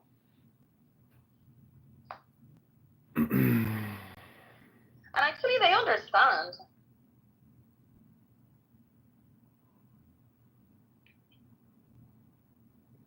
I think that if this were a Big Brother, I would have won it.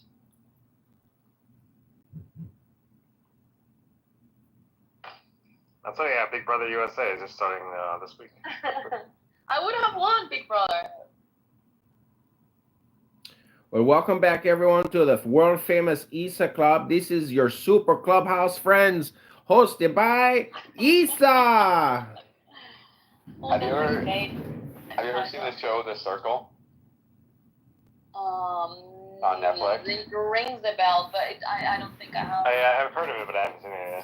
It's like a low budget Big Brother, but I'm pretty addicted to it. But people can go in as a catfish.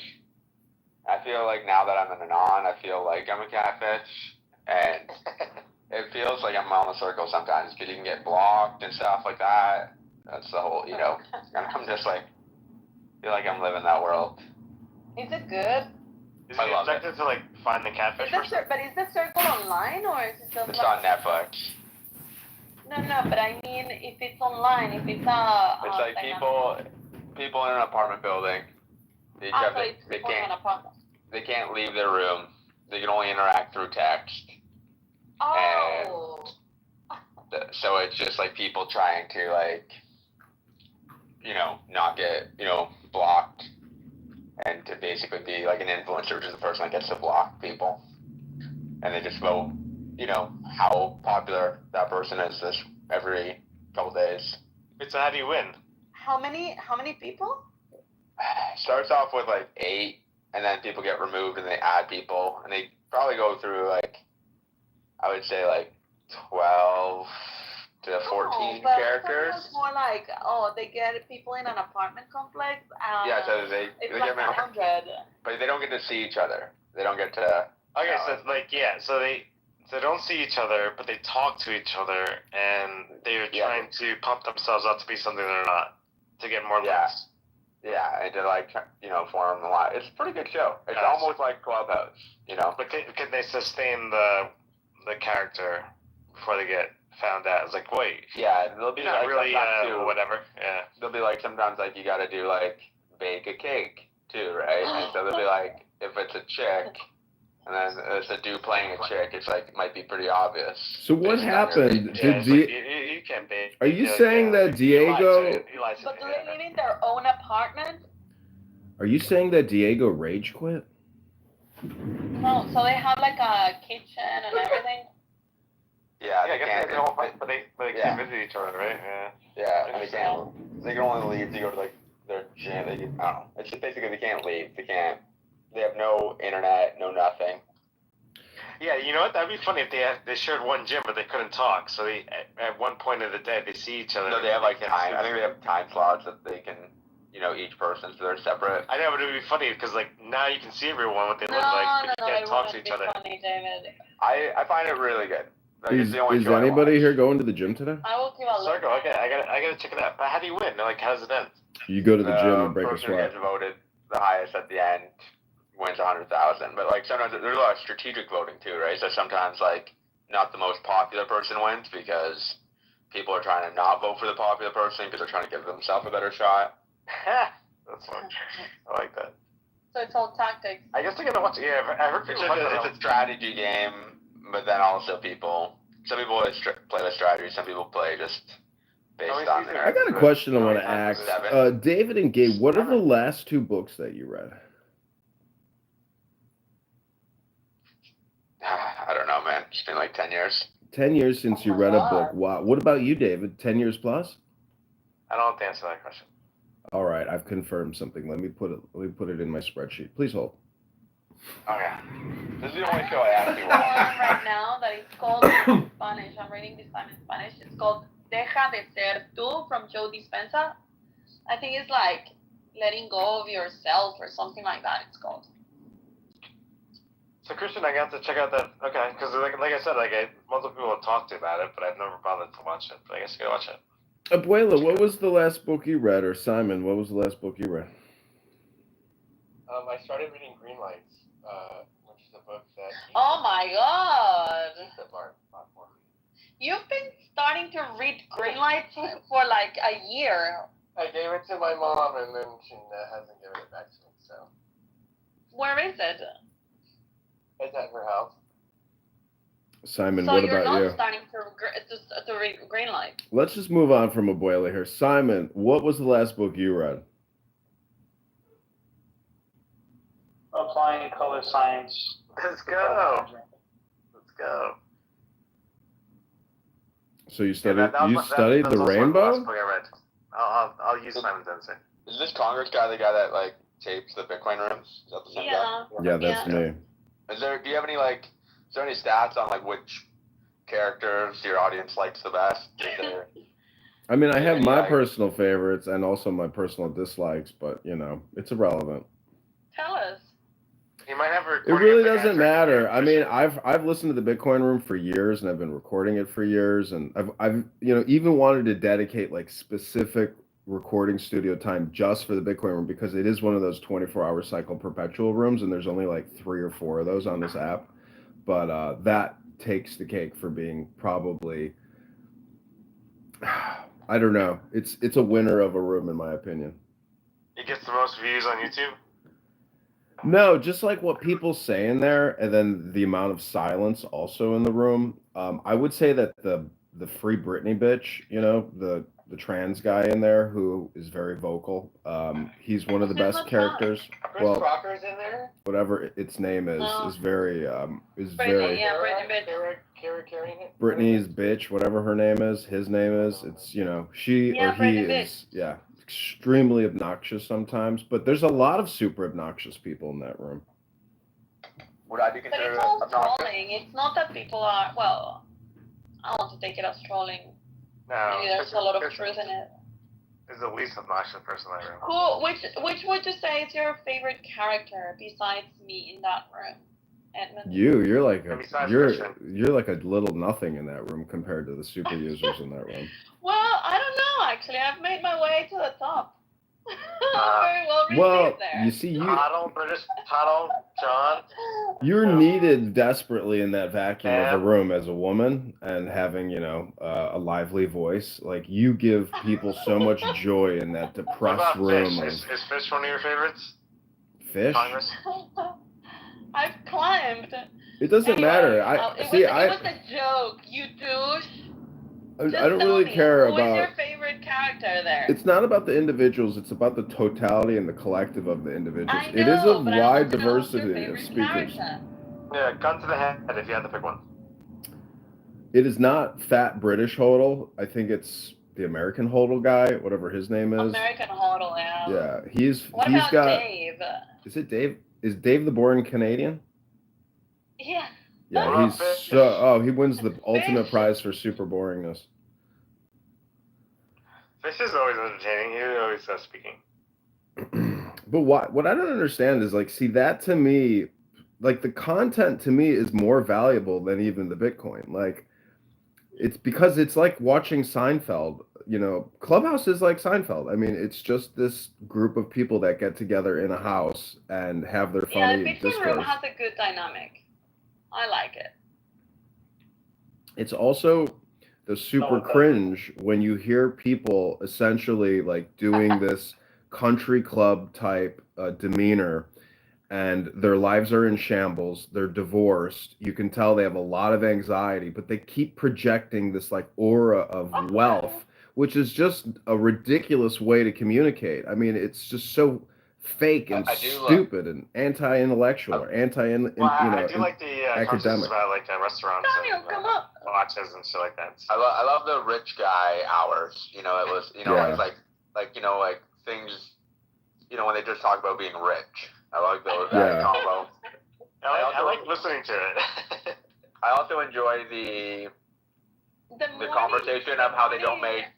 The morning show is good. I feel like I love when they just exude their dominance over how foolish they are. Love that. It is I also real. like it when they kick out me and Simon for talking about. Speak. I feel like they've had the conversation and they don't make good comedies anymore. Probably 130 times. Like they talk about. I don't know if you guys have been in the room, but like that conversation gets done over and over and over. I've heard the same conversation about restaurants, maybe like a couple times. MSDR.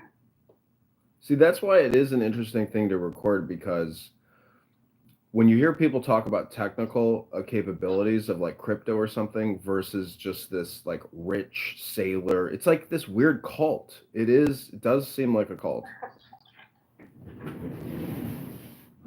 I like those guys. I really do enjoy their company. Which guys do you like? Excuse me. Oh, you always first, honey. Okay, move on.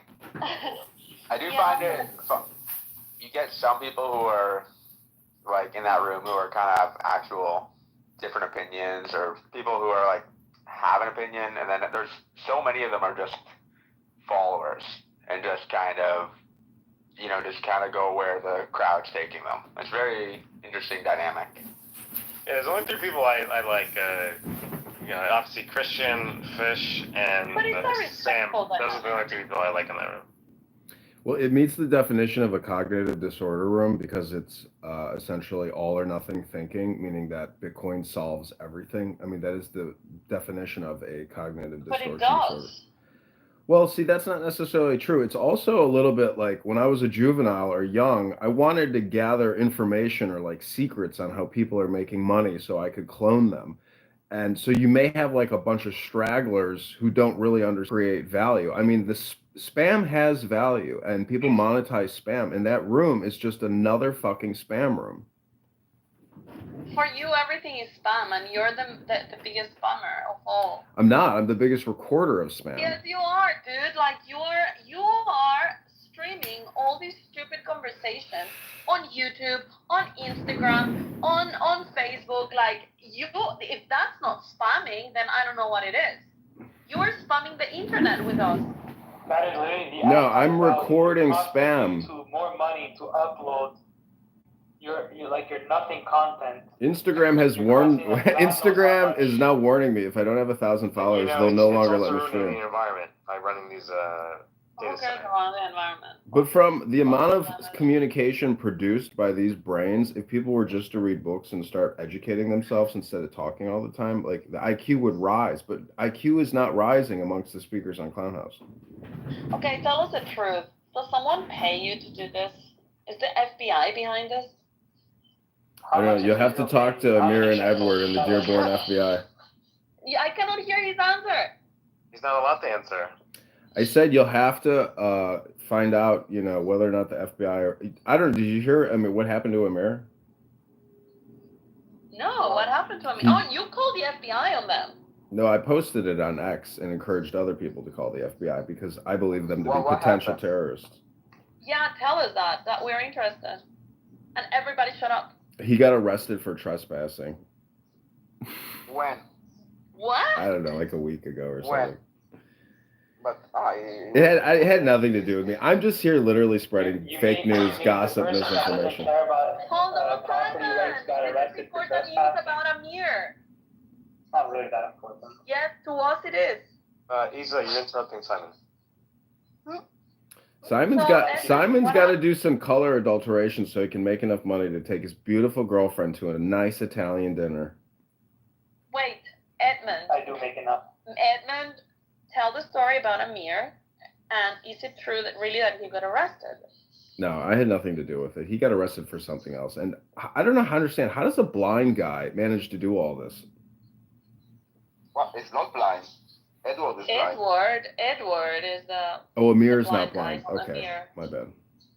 Amir is something with Amir cars. is just old. He's like 78. Yeah, I get that. And it's really, I love when Norm comes in and rattles his bones and he has like, you know, his brain starts popping and then he gets exhausted and he says, fucking Norm gave me a headache. I like it when he kicks into the audience and he's like, oh, So what? you go down there, Norm. You're down there. You time out. Good boy. That's what he says. He's like, treat you like a dog. So stupid. When did the arrest happen? I don't know. He said like a week ago he got arrested for trespassing or something. Oh, so it has nothing to do with the clubhouse then. No, I'm just harassing them, and I don't think anybody's probably called the FBI on them, but I wouldn't call what I'm doing harassment. I think that just those rooms go long into the night. I mean, I go to sleep and I close my door and keep the AC on, and I just live stream that room for 8 hours. It goes till 6 in the morning, and you know, How can you stand it? I don't listen to it. I go to sleep. The other day. But Can I what? get a link to the Bitcoin room? No, I'm not really. I don't have like I'll send it to those. you. I don't have anything I can't labeled. get into the rooms now, so like it'd be nice to. Ah, you mean when Anon is streaming Christian, I'll them? send it to you. Yeah, just follow his YouTube and he streams them there. No, you should probably just get Anon or get a new account, then get Anon. Actually, yeah, because when you get Anon, nobody can kick you out. But you may be blocked, so you probably can't get in. So that's if you get a fresh account. First, he needs to get a new account, and then that account use it only for anonymous. Yeah, and if you want to that account with that anonymous account, never go into anybody's profile, like checking their profile. If they have plus, Wow. they can view you. Then they can block you. If I am blocked, but I get in the room first and then go Anon, is that? No, you can't. And Gay, if you wanna, Yes. you should start filming their rooms and putting it on YouTube, and then you'll get the double satisfaction. And then, see, this is like next level mindfuckery and psyoping. Yeah. Do it, try it, live it. Make the drama worse. I mean, you think? No, but listen. Once the people are in, you cannot get in if they're blocking you. But if you upgrade this account, for example, and you become Clubhouse Plus, then you can get in the room early, be as anonymous, and then they cannot kick you out. Listen, people have said so many stupid things on this app. If everything that everybody said was chopped up into 15 seconds and you were identified on YouTube or other platforms, it would be so, I mean, some people might like it because they're so vain and egotistical and they're like, this is exciting because it produces dopamine. But the truth is, if you were to record that Bitcoin room over a 3-month period, people say the most insane, stupid shit in the world that, like, there is this surveillance capital economy to making recordings. But for the most part, it's all just, it's so stupid. I mean, there's no real intelligence or any high value information being exchanged on this app. You're like a broken record. You always say exactly the same thing about it all the room. Yeah, it's like it's hypnosis what you're doing. Yeah, it's communication is hypnosis. Yeah. Well, what you guys do is what everybody else does, which is you are a couple of cats that bat around a mouse, and then when you get tired of that mouse, you bring up another mouse to bat around. And I'm just trying to like understand communication. Yeah, you say it like it's a bad thing. No, it's a format. It's basically a roast, is what it is. This app is nothing but a roast show, and every good room is like this put down roast show. And the other day, I was on YouTube watching my podcast and whatever. When I don't not here on Clubhouse, I actually watch interesting stuff. And all of a sudden, like an Edmund video came up, and it was Jeff plotting against you, right? Like saying, yeah, well, anybody that hangs out with Edmund, we're gonna kick them out and whatever. I was like, what's going on? And But you were streaming that room, which was funny because they were plotting against you, but you were listening to them plotting against you. That's when it gets really fun, is when you're recording people who are like making death threats against you. Like that's when you've entered the next level of psyop and you have essentially fucked with people's brains. It's fun, and then it's so much fun to record it.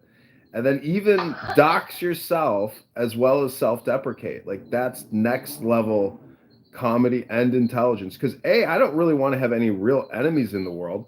And I feel like there's a deflationary aspect to like being self-deprecating, where it's like you're not a threat because you're totally transparent. Yeah, I don't mind people making fun of me. I am self-deprecating. And that has been actually my best shield against everyone in Clubhouse. That's the reason why nobody really triggers me. Or they try, they don't try. I mean, a couple of people have tried, but when they can't, they just stop. Yeah, I feel like I'm 42. I've heard everything ever that could ever be said, against me or lobbed against me. Like I've heard it all. Like there's no new insult where I'm like surprised. What's the best one? I mean, being bald, I'm always attacked. Bald is like the first thing people lob at you as an insult. Which is really a very people weak. make fun of people who are bald. Is that a thing? Yeah, it's like the first thing you could visually attack somebody with, but it's a bad insult because it's like that's the best you got. Insult though? You're literally stating a fact. No, there's some of it is there's like, and I asked you before, he didn't answer me. A person with like 25 phones that is all the time recording has such a shitty microphone. Like yeah, it's the worst. It's so crazy. This is such an expensive phone too. I'm so surprised. He's poor. He needs to buy something. Do you want us to do like a GoFundMe for you? Yeah, absolutely. What do you do for Campaign work? to elect John Kitover. He works for the FBI. Have you not seen the ID that is going around Clubhouse with a photo of his no FBI, but like an agent or CIA, whatever. No, but actually though, because if he does work for the FBI, he's literally like I can't think of a job that provides like less value. So well, see, this is the fucked up thing about a country that is plagued with $40 trillion in debt. If I was a federal agent and I wasn't spending money and creating more debt and spending and borrowing for the American people, just coming on here and gathering intelligence would probably be the most patriotic thing I could do. Intelligence, there is no sign of intelligence here. That's so true. Honey, you know what? I was thinking about you the whole weekend. Because I enrolled in a AI course. It's just like a very intense one. I did like 7 hours on Friday and 10 hours on Saturday. What do they teach? And oh my God, now I know how to do agents and apps and design and shit. And they taught me like 20 platforms. Like I am excited now. She's gonna reteach it to us. Well, it was like all in all, I think it was like 20 hours, 10 on Saturday and then 5 and 5. But I didn't take the yesterday's one because I had to go to a football match. See, Daniel, I wanted to tell you. Nothing. Well, usually they charge like 400, but I got a code, and so I joined for free. But I guess that a lot of people join for free. But it's one of these type of courses, where they kind of like pitch you a next level course where they actually teach you to code and kind of like more stuff. But with what I learned this weekend, I think it was like already a lot because it brought like my head to a next level. It was live or recorded? I don't know. It felt like it was live because the guy was talking about like, tomorrow, and he would say the date, and things like this. So I think that it was live. They were recording it, but they don't provide you with the recording. So they're doing it very smartly. And so part of their sales pitch was the future is going to be of those that are, of course, that have AI skills, but also management skills. And so they kind of like sell you a program where they have like a mini MBA so that they can teach you management skills, you know, in finance and operations and all of this kind of stuff so that you get knowledgeable, let's say, in a corporate world, but also teach you the AI side. So I don't know. It was good. I thought it was good. Interesting. Yeah. What platform was it? It's called Outskill, outskill.com.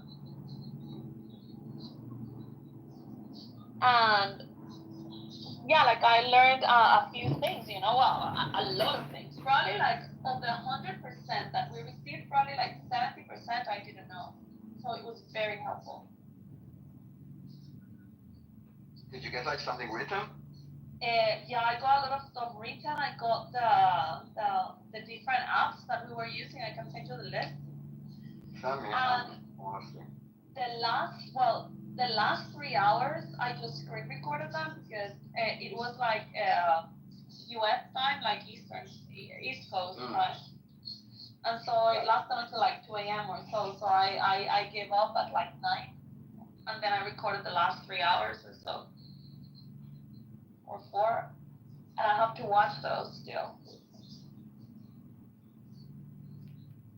But yeah, it's good, and they show you also how to monetize it and how they use it. And these guys have got like 800,000 followers, you know, in Instagram, or 1.2 million in LinkedIn and stuff like that. It's like they actually use AI in order to run their business. They're Indian. They're so freaking smart. It was just hard to put up with the Caleb, that was the most difficult. I want to ask Caleb a question. Caleb, how do you think AI compares to the Toyota? Not even close to as good. Why would it compare to the Torah? Because you're talking about intelligence, and what do you think wisdom is?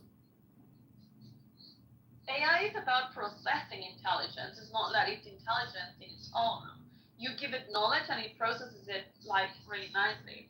Well, what I'm trying to point out. Let me just say this last thing to Daniel. So the course that they're selling is like $3,000, but they give you access, like 1 year access to like 15 subscriptions as well of all the different tools. So when you sum, and I did this exercise, when you sum what each of these, just like Claude and ChatGPT and so on, when you sum what each of these costs per year, it's actually close to 3,000. So for 3,000, you're getting access to all of these apps for 1 year, and the knowledge and whatever else they give you. So it was good.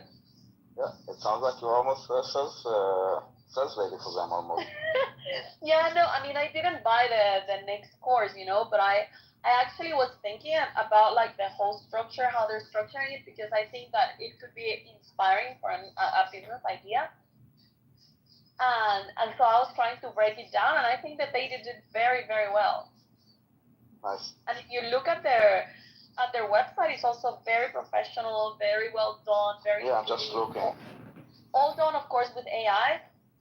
I learned also how to do presentations in PowerPoint with AI, but like proper, cool, nice presentations. Welcome to the 21st century.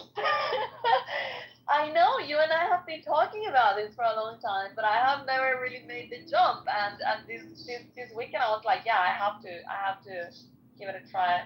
I don't know, my slide deck skills are pretty on point. I don't know if AI can do better than me. Well, how long does it take you to make it?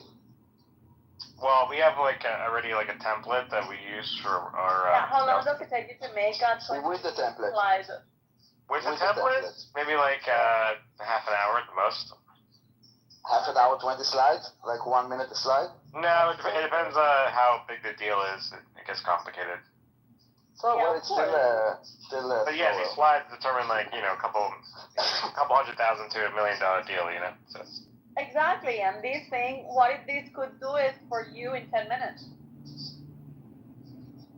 I'd rather have the personal touch when it involves that much money. I mean, if I was going to do a presentation for, to convince my parents to do something, maybe okay. Yeah, well, this is the proof that you don't get it and you don't understand, because what I saw over the weekend was a proper, full-on sales pitch and for fundraising. It was amazing, and it was really good with graphs, with analysis, with financial projections, with everything. It was mind blowing.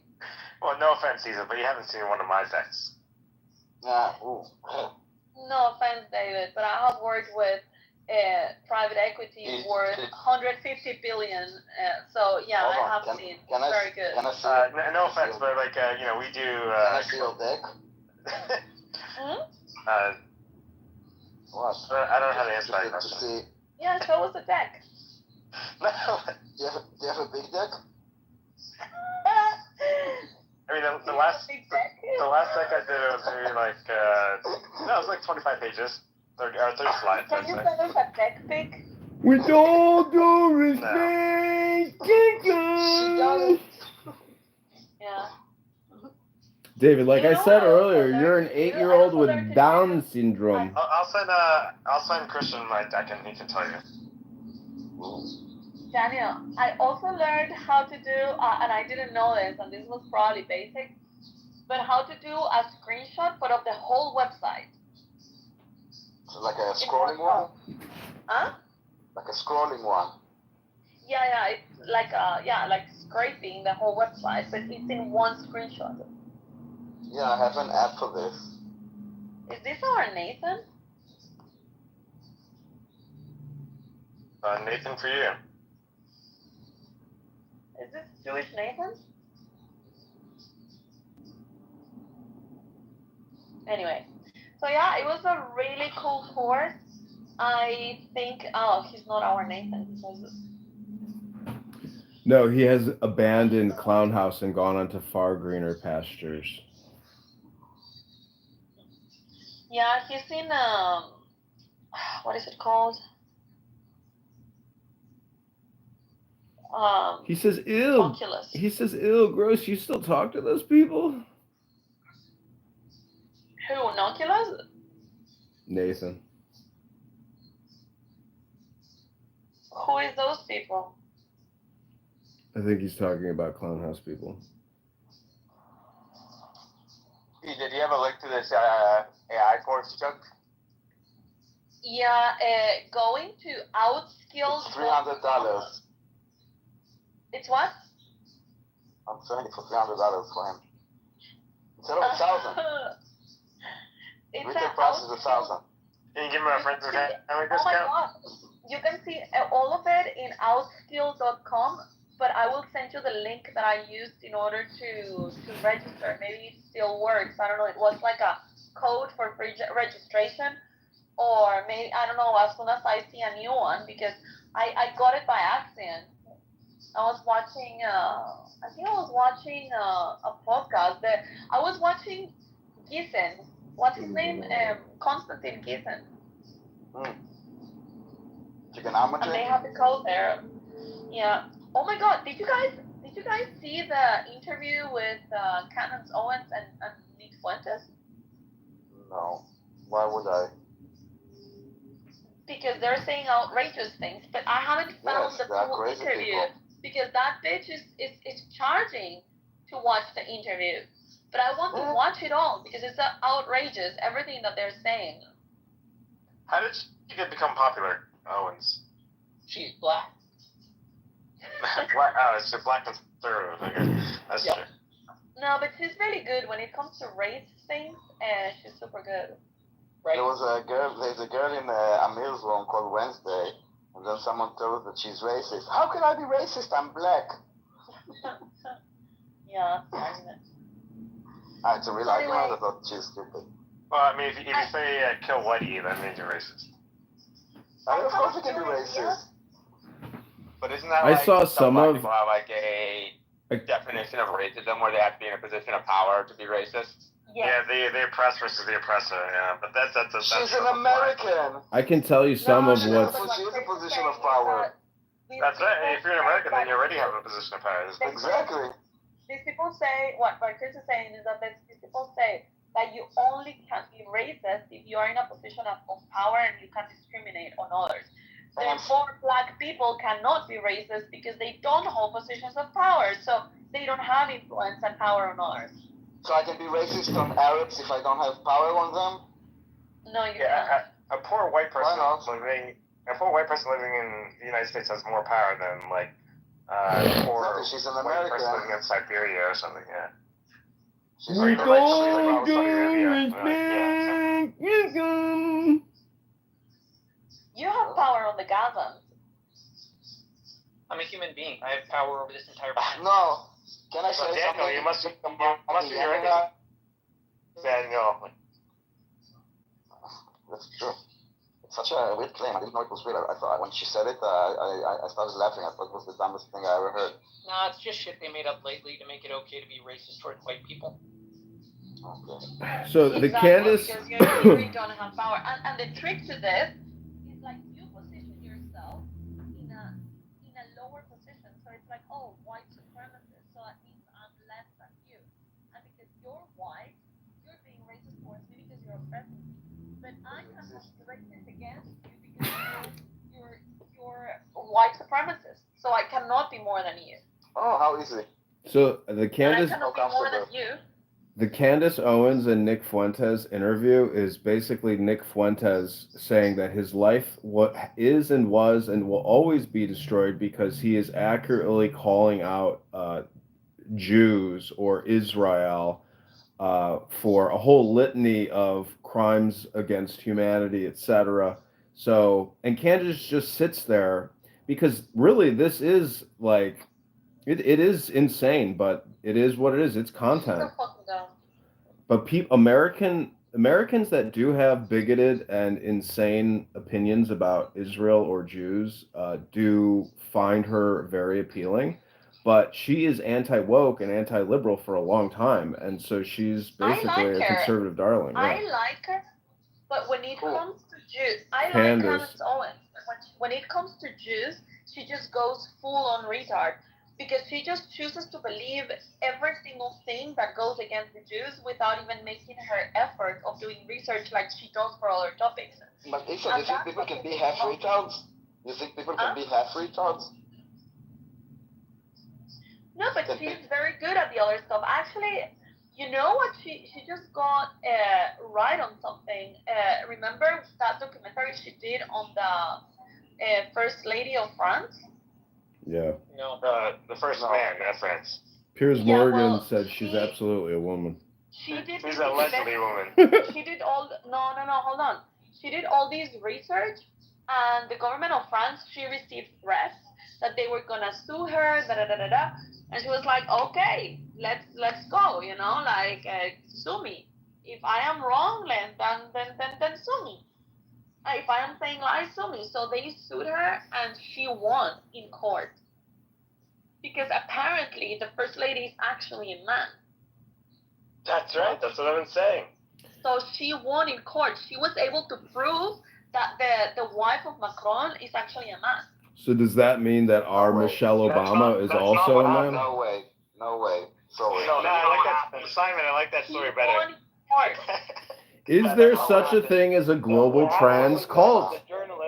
The journalists basically so they went to jail for a year, number one, and number two, she was suing them for was defamation, and what actually they won was the right to be able to say what they were saying, not that they proved that she was a man. Yeah, but they were suing for defamation, and when you're suing for defamation, it's because you're saying that they're telling lies about you.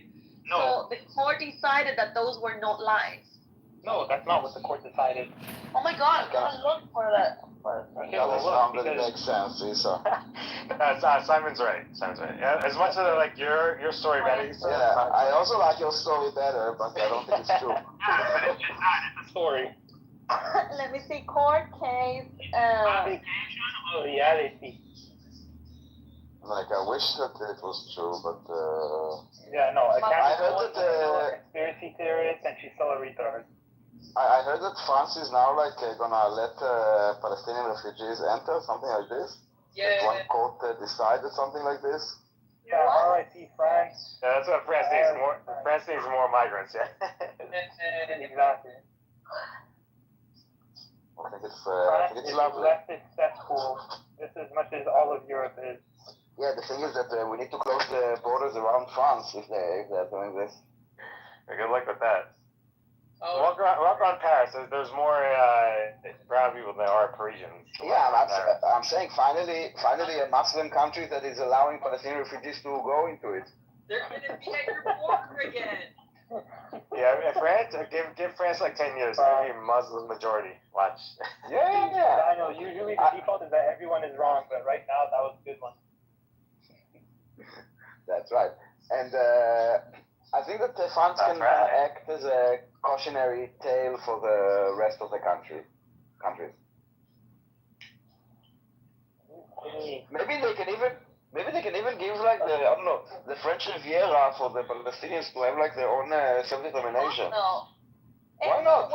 I mean, have you been to Marseille recently? Like Marseille, there's a No, lot of. nobody cares about your trips, David. Yeah, So wait, when did this happen? The cold? We just dropping that or what? I didn't investigate too much, but what I read like very lightly that some court decided on a case of a Palestinian refugee that they should be allowed in, and now it's like kind of like a precedent that basically allows any Palestinian refugee. I didn't go into the details, to be honest. I read it in the headlines. When is this going to be over? Like, they cannot allow more Muslims in Europe. Like, did you see what's happening in Spain? Like, how they're Why not? kicking them out? If they're saying like we should be a Palestinian state and we support the Palestinian and we are there, so like act on it. Like yes, open your borders if you really support No, them. because they're next to me. Yeah, you should close your borders, by the way. Yes. Well, I mean that's they have to climb mountains to get to Israel. It's very, very hard. The countries have. All of these countries, I think, are waking up because the UK is getting a little bit more vocal against the Muslims. Spain is also doing the same. Nordics is also creating new immigration policies. Austria, fucking hell, Austria is closing the borders. Also Poland. The UK just voted in the most radical political party. And New York also is doing the same. New York is not New York. The United States is also like every time you have more like radicals that are part of the like local or like New York like is local catching governance. up to California. Look at New York is Mandani. just catching up to California. Exactly. Mandani is entire. My beard. Well, fuck our state even worse than you guys. Whenever would you have thought that New York was ever going to have a Muslim socialist, well, communist actually, as the mayor? You could definitely look at the trends. I mean, it's the logical conclusion of leftism at this point. Well, if you think about the mayor of London, like we did not think we were going to have like econ. That was like something that you could. No, that's because the Brits are fucking retards. I mean, it's true, but you bitch. I'm a Brit. I don't like it. Well, sort of. Remember, it was the British Empire. Huh? No. Until they got cut by America. Another thing you guys have to watch. Sorry, because it's like very unrelated. But the Daily Wire did an interview between Ben Shapiro, Jordan Peterson, and Bibi Netanyahu, and they're like having lunch at a restaurant or having coffee or whatever, and they're speaking about the whole thing with Israel. I started watching it, but I couldn't stay awake, and so I need to watch it. Isn't that an old one though? Ben Shapiro just did one like last week with Netanyahu. Yeah, but they did a joint one. It was Shapiro, Jordan Peterson, and Netanyahu. No, but that's an old one. I want to hear what they gotta say. Huh? Isn't that an old one? Didn't they do that last year? No, I think it's this year. Let me see. Wait, Issa, so was Simon right about Miss Macron or Mr. Macron? They Macron. He was right, Issa? No, it's not right. Nah. It's okay to admit when he's right. I'm definitely right. That's the default of. Actually, you're right about this. Let's go. This is like a year ago then, 2 years years ago. It's 2022. I thought it was recent. Oh my God! Then I was almost asleep. He's from then Sicily, when I saw it. and his family's from Sicily. But trust me, he looks a little then. impish. But if you meet, I never had a time to spend with my grandfather or great grandfather, who was at the time still alive when he made the decision to go black. We have never been able to put our feet under their table. We've been called all kind of things. You guys think you get called some dumb shit? Them fucking racist Italians, they call us all kind of monkeys and animals and all kind of shit. He's never been back to his family. That bully thing? Lisa, let me tell you this. For 3 days, we hosted in the wood. We hosted an African room, right, where we had an African and African American conversation. I would say 70% of that room was actually African. Only mostly the main mods were African American. The rest of the room, they piled in there and they stayed in there. Like that room ran for days, and we were able to have a discussion. And some of them would say a lot of things like that. Some of them were covered for, but a lot of them would come back with the same racial rhetoric. We want to make sure that they understand that we're African when we're in the United States, that we're not African American because we're different. Yes. They were very, very clear on making that distinction because they feel like they're better than us. No. It's not about that, dude. They said it. You can't tell me what they said. They said it. It's a part of their own pride, dude. It's a part of their own pride. Anthony was there. Hold on, because I know Panamanians that say the same goddamn thing. I'm a black American. SBA. Everybody says that. Soil in this motherfucker. I've never heard Panamanians say I have. Oh, what? I've heard everybody from all over. We identify as black. That means y'all don't know shit about Panama. They got black and light Panamanians. The black ones are black. Those green eyes. I know about those green eyed Panamanians. Those are the pretty girls. But it's a lot of dark and light there. It's both two sides. And the blacks are treated like blacks over there. Can y'all not hear me or something? Am I not coming through? Because that's just something over me. And I'm feeling like y'all being mad disrespectful. Is that what's happening? Y'all just being disrespectful? Are you going to give your submission now? Yeah, hurry up. I got a 15-minute break. Hurry up. Okay, because I know a lot of Panamanians. I'm on the East Coast, okay? I have very close family members or friends that are like family members that are from Panama, okay? And I've heard that come from Panamanians, okay? So please, don't do that. You literally do not know more Panamanians than me. I've been there have you been to Panama? I've been there multiple times. What do you know about Panama? You don't know shit about Panama. My ex was Panamanian. His ass was weird. His ass was weird. That got to do with me, Patty. Like, what the hell is that? Weird ass Panamanians. Like, weird ass Panamanians are weird. Like, what the hell? That's racist as hell. Now Patty being racist. Try to act like he wasn't part of the. No, he would. I was like, nigga, you talking to me?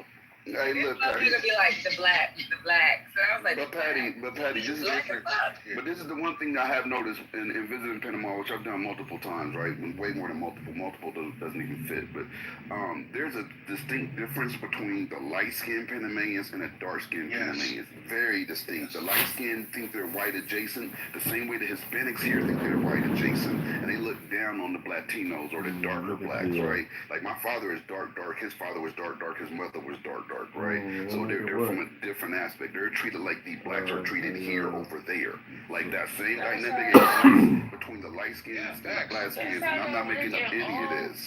Right, but he was black skin and he acted like he was. Then he weird. You're right. He's a fucking weirdo. Then I'm on board with you. He's a weirdo. The first thing my dad taught me was you're black. Like, period, you're black. Now, if people ask you about anything, tell them you're black. And the point is that people that come from other countries, sometimes, I'm not saying all the time, but sometimes they have like this preconceived notion about Black American people.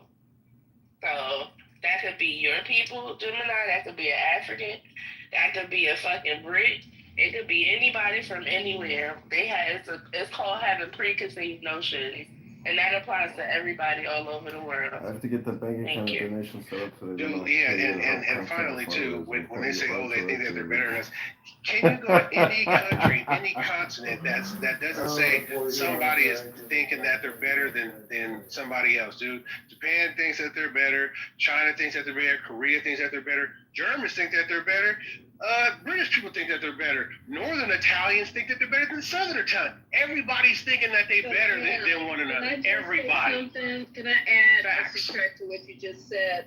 First of all, that's true. That's true. Even in you go locally to towns, Compton is. They think Compton's worse than Westchester. I don't know. But what I'm saying to you is that everybody on the planet thinks they're better than Black Americans. Everybody on the fucking planet.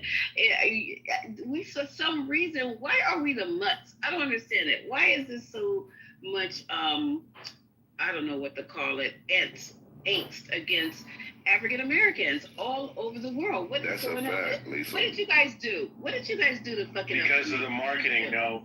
It's the marketing of slavery. That's the only reason why. Yeah. The branding and marketing of slavery put that stain on us, and everybody sees us through the white gaze. Slaves of history, though. But you know what? There's a constant stream of like every day our mind is consuming data, right? Like we have a mental diet that we consume. We don't ever think about it. We're always concerned with our physical diet, but our mental diet is equally important because the mind controls the body, right?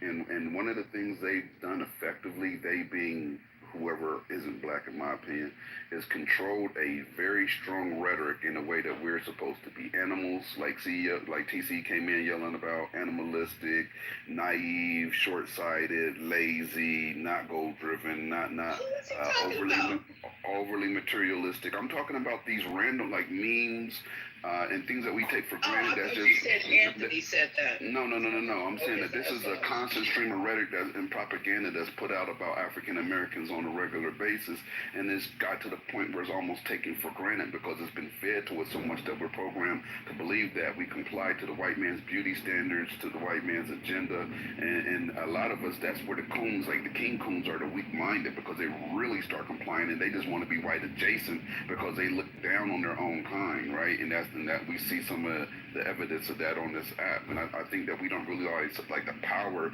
of relentless rhetoric that's posed as like a meme or a joke, and you like and you comment because it's kind of funny, but you start realizing that they're trying to make it sound like there's so much truth in that people will start taking that for granted, and that becomes just like your subconscious now. Like that's your default, that's your baseline, that's how you look at your own kind. That's why you will have a TC run on the app talking about, oh my God, we are animals. Fuck, I didn't know that. It was already implanted, and now he's feeling like it was substantiated by one random event while he's with his Mexican friends, and not to use friends very lightly, but you get what I'm saying.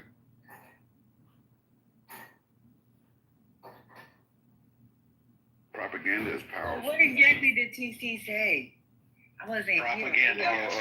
What he said? Well, you want to say it, Lisa? Okay, so he was in the car with his Mexican friends. They took a shortcut through what he considered to be a bad area, which is also very questionable to me. What the fuck is a bad area? And then they witnessed an assault happening between a group of people who happen to be of color, and the person in the car with TC, instead of them calling the police, they start filming it like we all do, but I would have called the police. He said that the friend in the car called them animals. They said miralos animales. That's what he said. Yes. They said specifically, which means look at the animals. So instead of TC immediately correcting the shit out these motherfuckers, God would say, what you say? It would have been on in that fucking car. Now, you're not going to sit up there and call my people animals. I swear to God, I don't give a fuck what's going on. And then call the police so the woman who was being assaulted. Yeah, I don't play like that. I have friends. I have Jewish friends. We go to Shabbat. I have Mexican friends. It don't matter to me. I don't be doing that shit. If I rock with you, I rock with you. I don't care what you look like until you say something stupid, and then it's done. If you're just trying to be my friend, fake friend, because I'm Black or whatever, and you probably said some dumb shit on the outside and I find out about it, you're done. You're cooked. I don't do that kind of shit because I really appreciate you for who you are, what you have to offer, what's coming out your mouth, your intelligence, your morality. That's what I'm looking for. But when I find out you got some undercover racism or prejudice or whatever the fuck is going on with you, you done, you cooked. So we on the same thing. Go ahead. Bring it back to T. He was wrong. He thought instead of him doing a grown ass man with children, a businessman, responsible man, and says he goes to church and he'll quote Bible verses. And he gonna film it and then get on Clubhouse and say, "Oh look." No. You missed a very valid point. What did I miss? He said his response to them saying Miralos animales is from me, right? Look at the animals. He's like, man, I couldn't say nothing. I had to agree. That's right. In that moment, I realized we were animals. Like, what was I supposed to do? That part right there, because that's the part. The reason I'm saying I'm hyper focused on that, because that's the part that really pissed me off. Like, that's the point where you realize we are animals. Because the Mexicans said that about your fucking people fighting. Like, Mexicans don't fight. Like, there's not Mexican gangs. Like, are you kidding me? Asians be fighting. White people fight, Asians fight, Mexicans fight, blacks fight. That doesn't make you animals. What you should have said in Spanish is, there's just one saying, tell me who your friends are and I'll tell you who you are. That right there isolates that to say, hey, maybe those are people that grew up around violent people, and so that's how they reacted, right? That's what you can say. There's a very Spanish saying, tell me who your friends are and I'll tell you who you are. And it's so that's all he could have said. Fly together. So Patty, he got mad at me because when I came off mic, I was like, man, I can't believe that you allowed them to call your own people animals right in front of you. Like, you wouldn't have all that bass in your voice as you... Bruh, why you got that energy for me when you don't have none for them when they in the same car with you clowning your race in front of your fucking face because they know you pussy. But they know good and well they can say that in front of you. Right. The magical unicorn. You're the magical nigga. You're not he weird for that. Yeah, I get that a lot too, though, the magical nigga part. I'm a magical nigga to, when I go in these places and I'm the only black person in the building and I can groove with everybody, I can connect with everybody, they look at me like the magical nigga too, so I don't let nobody say shit about my people. Every day. My daughter has gone to school with Asians, she's gone to school with Arabs or British kids. You know what she told me? That they use that word nigga like they'll like repeat rap songs and use the word. She was like telling me one day, I was in class and he was like, yo, what up, my nigga? She's good. You get it. But they call each other that. They call each other that, right? My daughter don't. When they used to say that nigga shit and they wasn't black, used to go crazy, ain't it? She was like, they lost their damn mama. I don't even say that word and I'm black. I was like, she said she didn't like it. She used to have to correct them. But it was like normal. That was normal culture for them. Like, yo, what up, my nigga? And I'm talking about British kids, right? She went to a British American school. She went to an Asian school. They did that. No, y'all do that shit. I'm not gonna let y'all slide because you call each other niggas all day. I hate that shit. I'm in Costco and Hispanic people are in the parking lot collecting the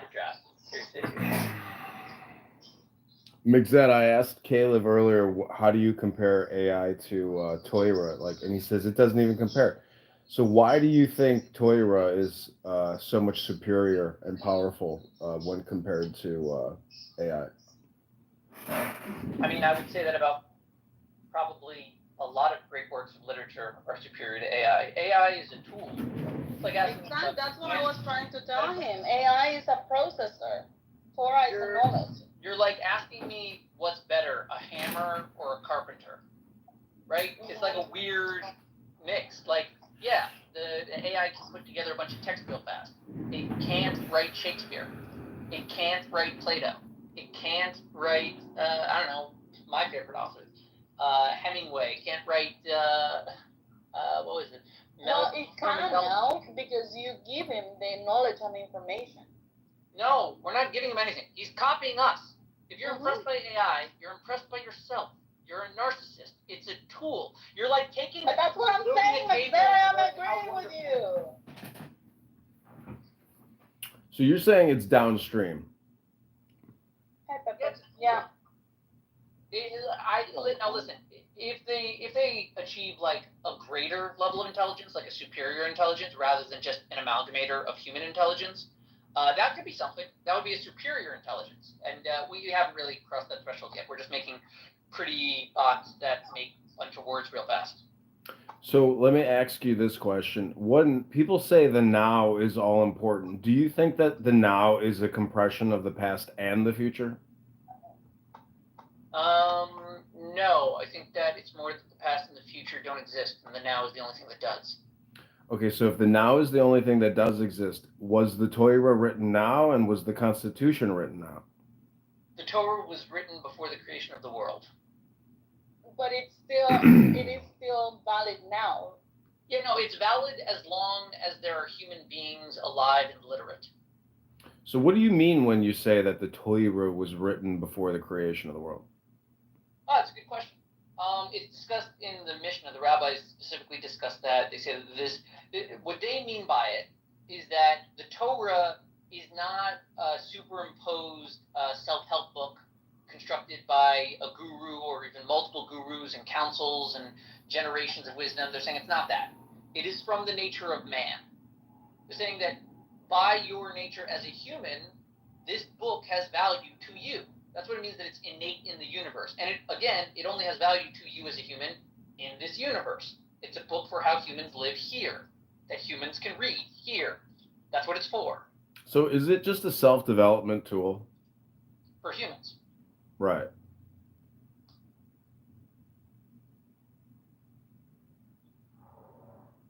So, I mean, a lot of people say that people can't change, but don't you think that the programming in the Torah can essentially help people do self-development, but people are too lazy to read books nowadays? It says that people don't change, just doesn't want to change.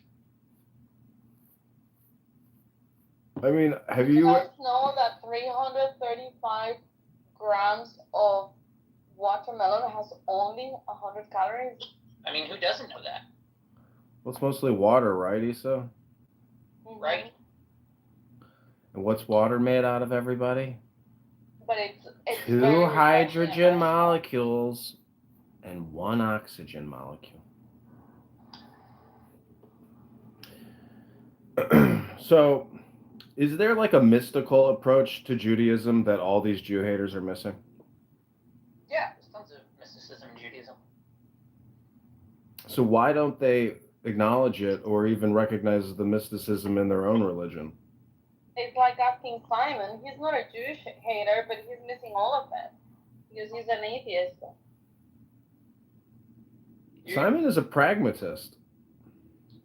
You're asking why don't the Jews today talk much about their mysticism? No, I'm saying that all the Jew haters, like Candace Owens and Nick Fuentes, are never going to discuss the mysticism in their own fucking religion. Yeah, they won't do that because that would make them hypocrites. But I don't think they even are aware of the mysticism in Judaism. It's kind of hush-hush. Yeah. It's funny because it's like... Well, they claim to be because they say Christ is king. And they claim to be like very introspective and Jesus or God-like people. No, they're hyper-polarized political people. What I'm saying is when you look at your average Orthodox Hasidic Jew, you don't associate them with being hippies. But if you listen to Notori Karta, they're actually very much like peacenik hippies. Oh yeah, absolutely. There's actually a whole interesting mix. Ed, you might know about this, right? There's these like Hasidic raves. They're like breast lovers, but they're also like these people breaking out of like skver and have you heard about this? They all take mushrooms and LSD and trip out like as Jews. I've never heard of that like specifically, but like, you know, I'm in Muncie. I've seen plenty of Hasidim wander around, you know? Yeah, for sure.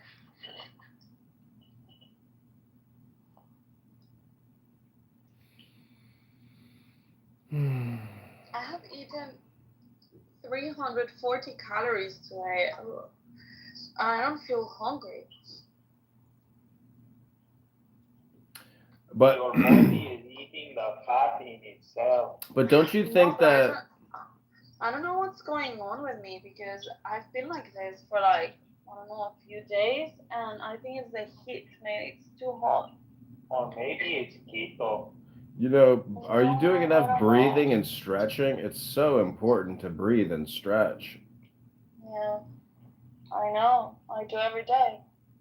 You should do it twice a day. No, You know, I have given up my cheesecake for watermelon. Watermelon cheesecake? Don't add cheese and no, don't add cake.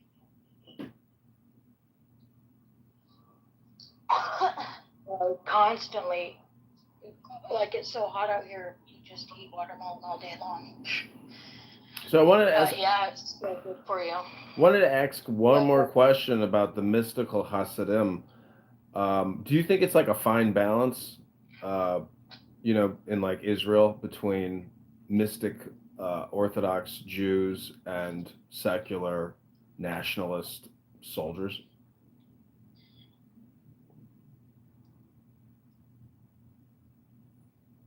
I mean, I like the mix, but I don't know. I did read in the news that they're like calling up 50,000 Orthodox Jews in Israel to service. Well, they're trying to. Turns out 50,000. They're trying to, but do you think they'll just like get arrested and fined? Let the party, dude. The coalition is dead. People will be out. The thing is that those warrants are already out, and now stopping them or canceling them is even a bigger step than not issuing them in the first place. You don't have any legal like basis to cancel them. You could postpone not issuing them. You understand what I'm saying? But now that they're out, it will be really hard to just cancel them. You mean cancel the orders? Yeah, the drafting orders.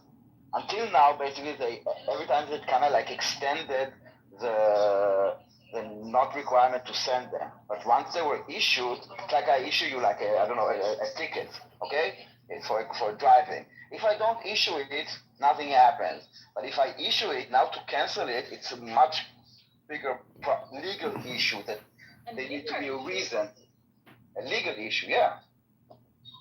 Well, what can be done to incentivize these young people to go join the army? I mean, they can surely be incentivized.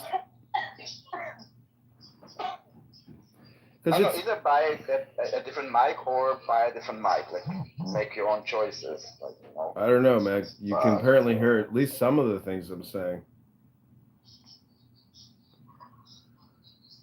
Yeah, but not enough. No. We're gonna combine them together into something. Who sounds worse, me or Simon? You. Drink 2 minute soda. Can't you just, I don't know, disconnect the headphones that you have or connect the headphones if you don't have? I don't know, do something? No. I guess not. Anyways, welcome back everybody to Super Clubhouse Friends, organized by the superstar Isa Watermelon de Guatemala. This is the afternoon program. Watermelon. So yes, I see that basically. Oh, my AI campaign strategist is here. A French court decision will basically make any Palestinian eligible for asylum in France. Oh, yeah, well, that's shit. I don't want Palestinians in my border. You know, yesterday I walked at 2 a.m. for 45 minutes. And I wouldn't have been able to do that if I had Muslims around. Okay, is this mic better? Yes. Try to interrupt someone talking to see if it works. Talk over me. How much was that AI program? $395? Yeah, it works. No, it works. Now we can just ignore you regularly. Great. So I was asking, how can the Israeli government incentivize the 50,000 Orthodox Jews to join the IDF? They don't need to incentivize them. They send them a drafting order. The incentive is like you want to stay out of jail. You want to get a driving license? You want to be able to leave the country? Stuff like this. This is the incentive. If there wasn't a draft in Israel, how many people do you think would actually join the army to fight? Many. I don't know how many exactly. Not many. I'll tell you who would be. I mean, it's basically the makeup of the army now, but it would be poor Mizrahim, and it's elite religious Zionists. That's who join the army. No, I think you're talking about a very sub-sector of like the army. The army has many units with many different positions and different places for different people and different capabilities, let's say. Well, that's true. But yeah, I know what you're talking about because you're talking about the fighters, basically, the frontliners. Yeah, like that, you know, for poor Mizrahim, it's a social mobility thing. For religious Zionists, it's, you know, religious. But you know, for example, the Air Force is different. Yes. Or like the pilots are different, and they are playing a significant part in every war. So, but in general, I think that many would go, like the majority of who's just being drafted right now. There are very few people that kind of try to leave the army. And if you really want, you can leave the army. Correct. Because I'm like, in principle, I'm completely opposed to the draft. Really? Why? You're opposed to everything. Actually, it's a really great thing in many ways. First of all, it creates like a melting pot for the Israeli society. Right. You know, we each come from a different neighborhood, a different background, and sometimes you would live like in a very similar socioeconomic, even racial or ethnic. And there, you mean it socializes people?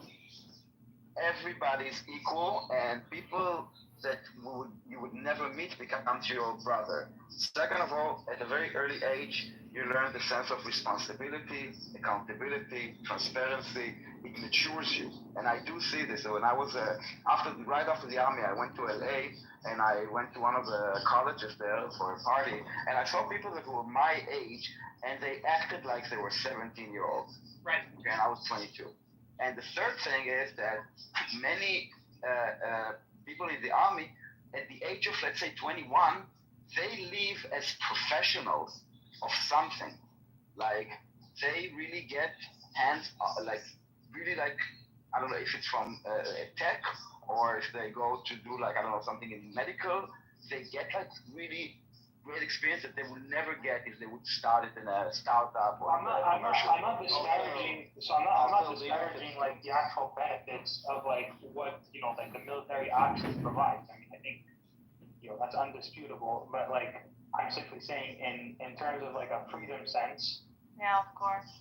Like Well, this is I can tell you that I'm talking about specifically about the IDF, and we live in a reality that, I mean, our army is not like the United States, people like, thank you for your service and stuff like this because you're actually volunteering. This is the army of the people. Like, we are all participating in this project or in this notion of Zionism or Israel, of maintaining it. The army is part of the social contract of Israel. Exactly. I mean, social contract. I think that's an evil contract. I think that you are talking from a place of privilege, maybe, of not needing it. He's so far away from Hashem. No, privilege is not a bad thing. I'm not saying privilege is a bad thing, by the way. Yes, he doesn't love God. This boy's an atheist. Like Switzerland and like, I don't know, like the Netherlands, that, everything is quiet and boring and no one will attack you. Like, no one wants to go to the army. But as it's a necessity, and we understand the necessity, taking part of it is meaningful. It has a meaning, like a strong meaning. But that's why I'm asking, like, how many people do you think would actually join the army if there was no draft? Because I think the majority of them. Because they are really committed to. Actually, you can see that when October 7th happened, a lot of people enlisted in order to help Israel, and not only people in Israel, but Jews around the world. Yep. Yeah, people stop their like vacations. People would go on trips to like I don't know, like the Far East, like they were planning it for like a year, and they would stop and come back. And by the way, from all ages, there were like people 70-year-olds that like went into the car and started doing stuff. And also after Slavery was over, where there was like the country, the government took them like a week to kind of understand what's going on.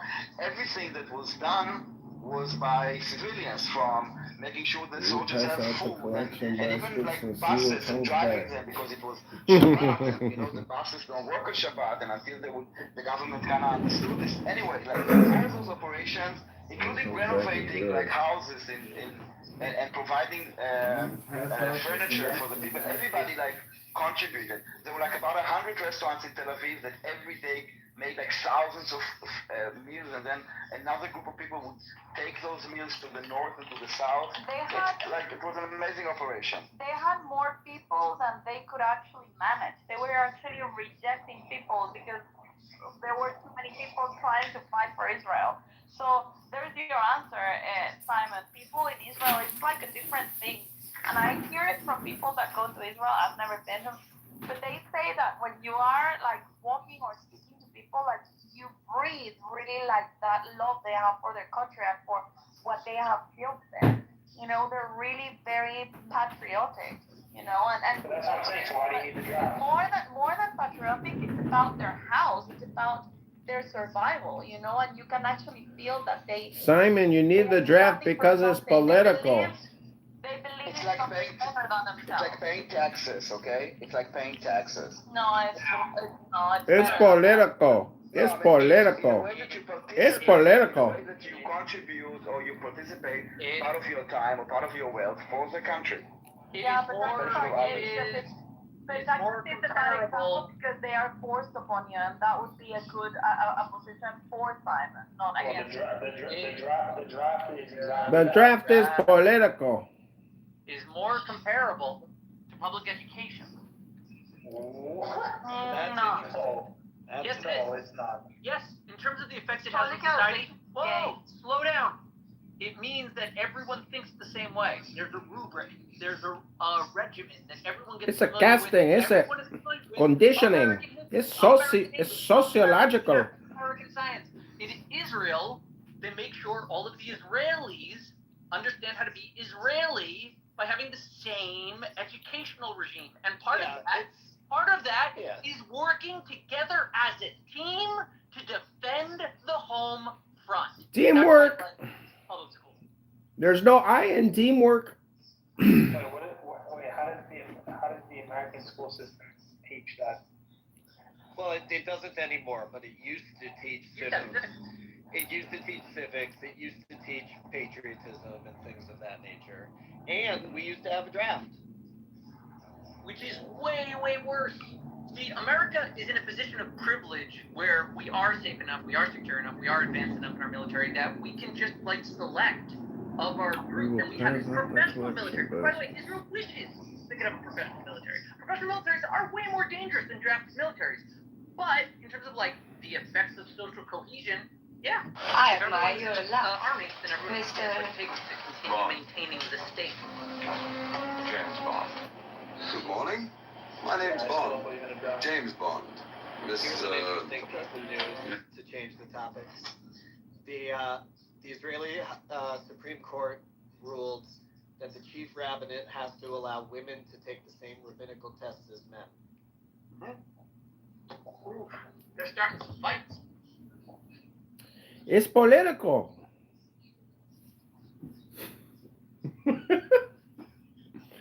Everything is political. That's what Socrates said.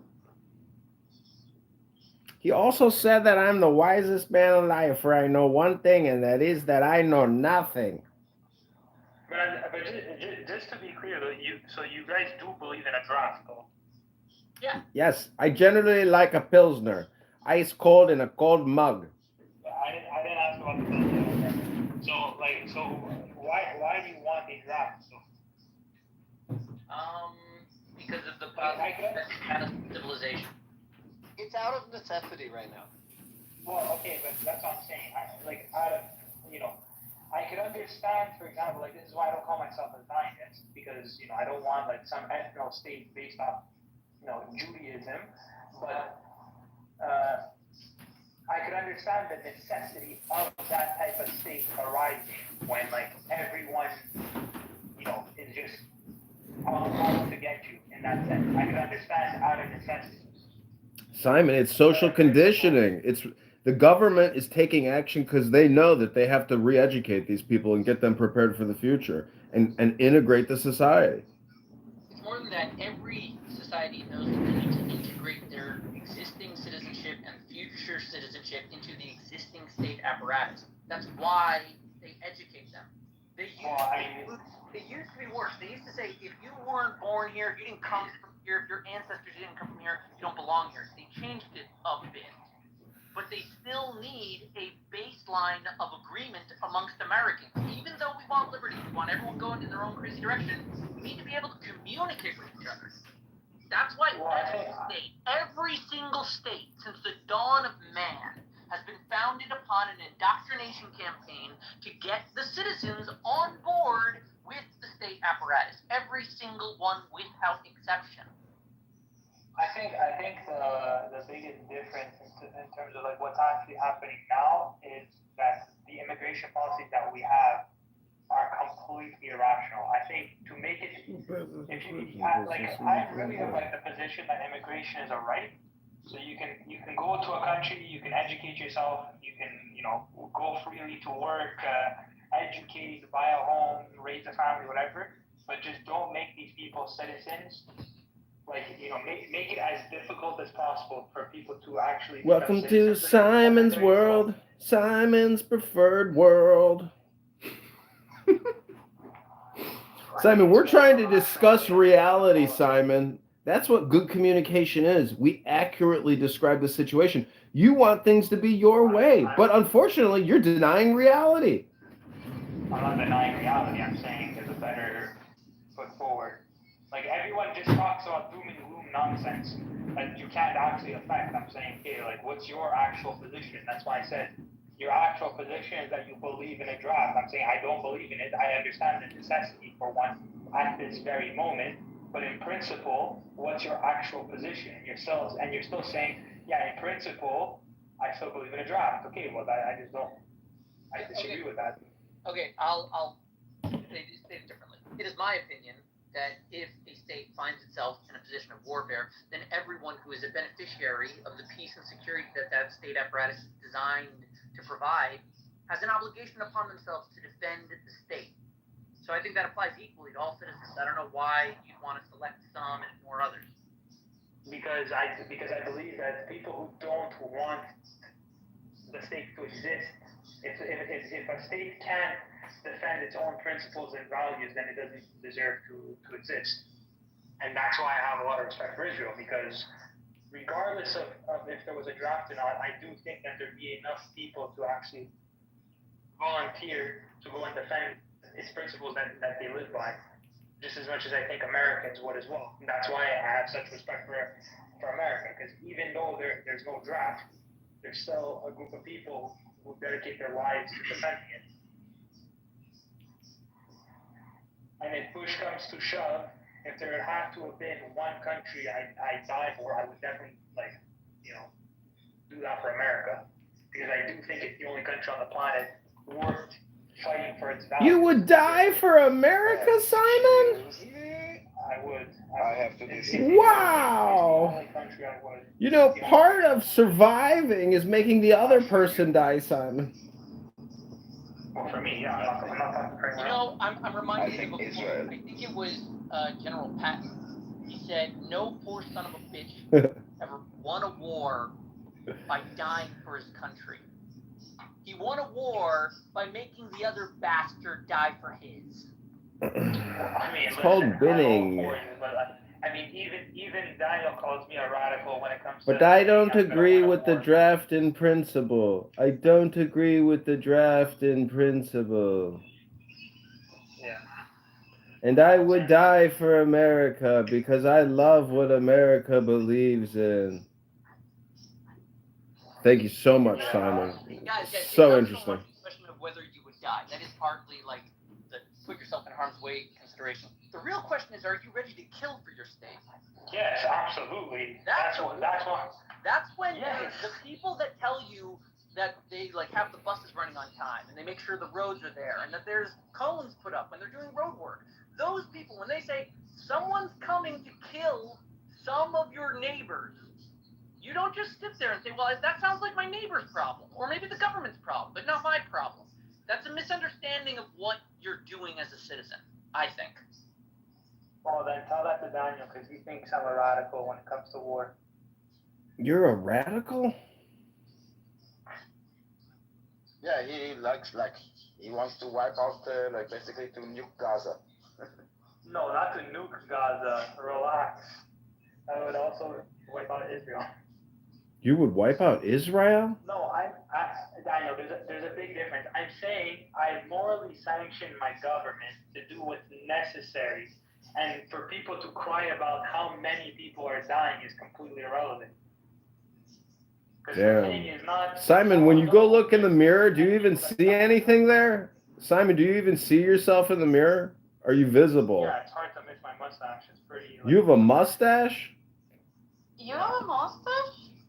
Yeah, I just shaved my beard. Oh my god. Was it like little baby pubic hairs above your lip? No, it's actually thick. It's thick. Yeah. You're pretty thick.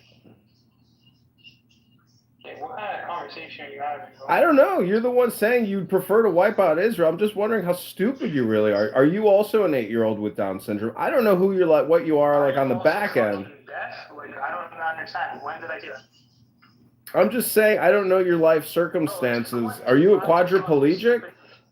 Go and play back your stupid playbacks, your stupid recordings, and go and find where Why are you getting all fair? I've never seen Simon. He's got a thick mustache. He's a tough guy. He's a handsome, tough guy. He's got work to do to take his girlfriend to the Italian restaurant. Okay, a friend is coming over, so I'll check in later. No! I know, right?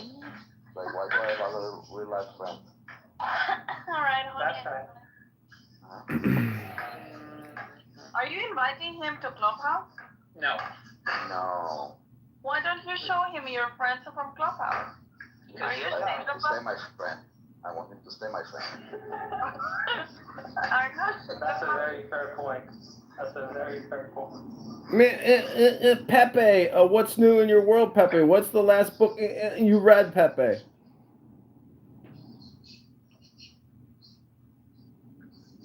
Pepe is still battling with his drama with Roger and JB. About what? And Rohan.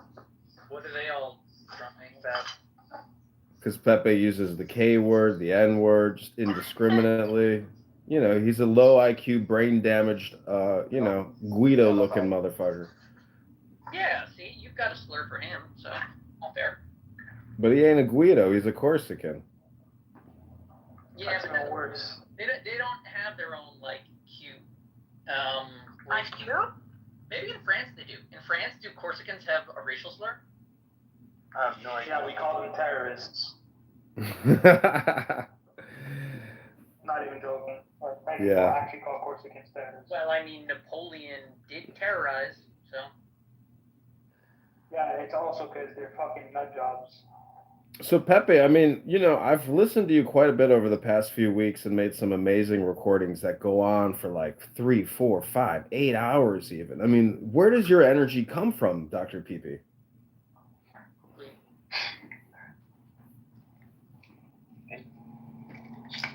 What is he talking about? Oh, I'm just saying he's put on some amazing rooms in white America. Stamina. Yeah, where does the stamina come from, Pepe? Pepe? Dr. Pepe. Oh, call him Pepe. Pepe, Pepe. I don't really see how you can actually tell me that the way I'm pronunciating it is the incorrect way. Is that not true, Dr. Pepe? You definitely pronunciate wrong. Are you sure Dr. Pepe is a bad pronunciation of Pepe? No, pronunciated is wrong. Anyways, where does the stamina come from, Dr. PP?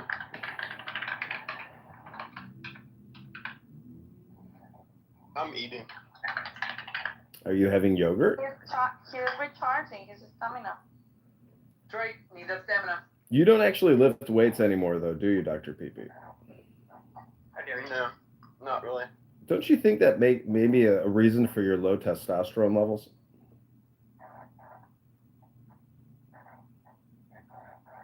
Why do you think he's got low testosterone Yeah, I don't have levels? to have low Because he doesn't lift weights. How do you produce testosterone if you don't lift weights? You try being a man. So when I lift weights, I'm producing testosterone? Yeah, absolutely. How do you think muscle growth happens? And you don't think the brain produces chemicals? The brain probably produces 300 chemicals. But if I produce too much testosterone, then I will have a mustache. It's true. You could look like Simon's little effeminate pubic hair mustache. They call it a mustache. It gives him puissance. I will be watermelon stash. Wait, how am I getting made fun of by you? Because I'm here. I'm in the Super Clubhouse friends. Good friends, they roast each other. They try to create some comedy, some drama. Actually, I'm like an actual human. It's a very dry, boring conversation. Who do I roast? Anne, Randy. I don't roast Randy. I tell Anne to shut the fuck up all the time. That's about it. Wow. Does your girlfriend know you talk to women that way?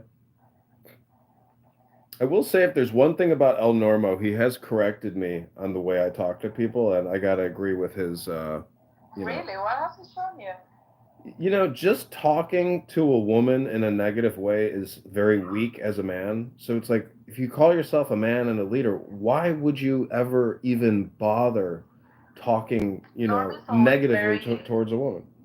Normie's always some women are just retards like Anne. So I tell her that. No, I'm not in disagreement with you, but I've just realized that if I'm going to break my character or my code, like, in order to denigrate or talk negatively to a woman, that's a very weak position to be in. Well, you always call us fatties. Yeah, but I feel like calling people fat asses should be the normal way to insult people. Like, if you're a fat ass, it's like, maybe you should go to the gym and diet a little bit. It's like a motivational insult. Yeah, and I'm susceptible to being a fatty. So, like, let's go to the gym together, fatties.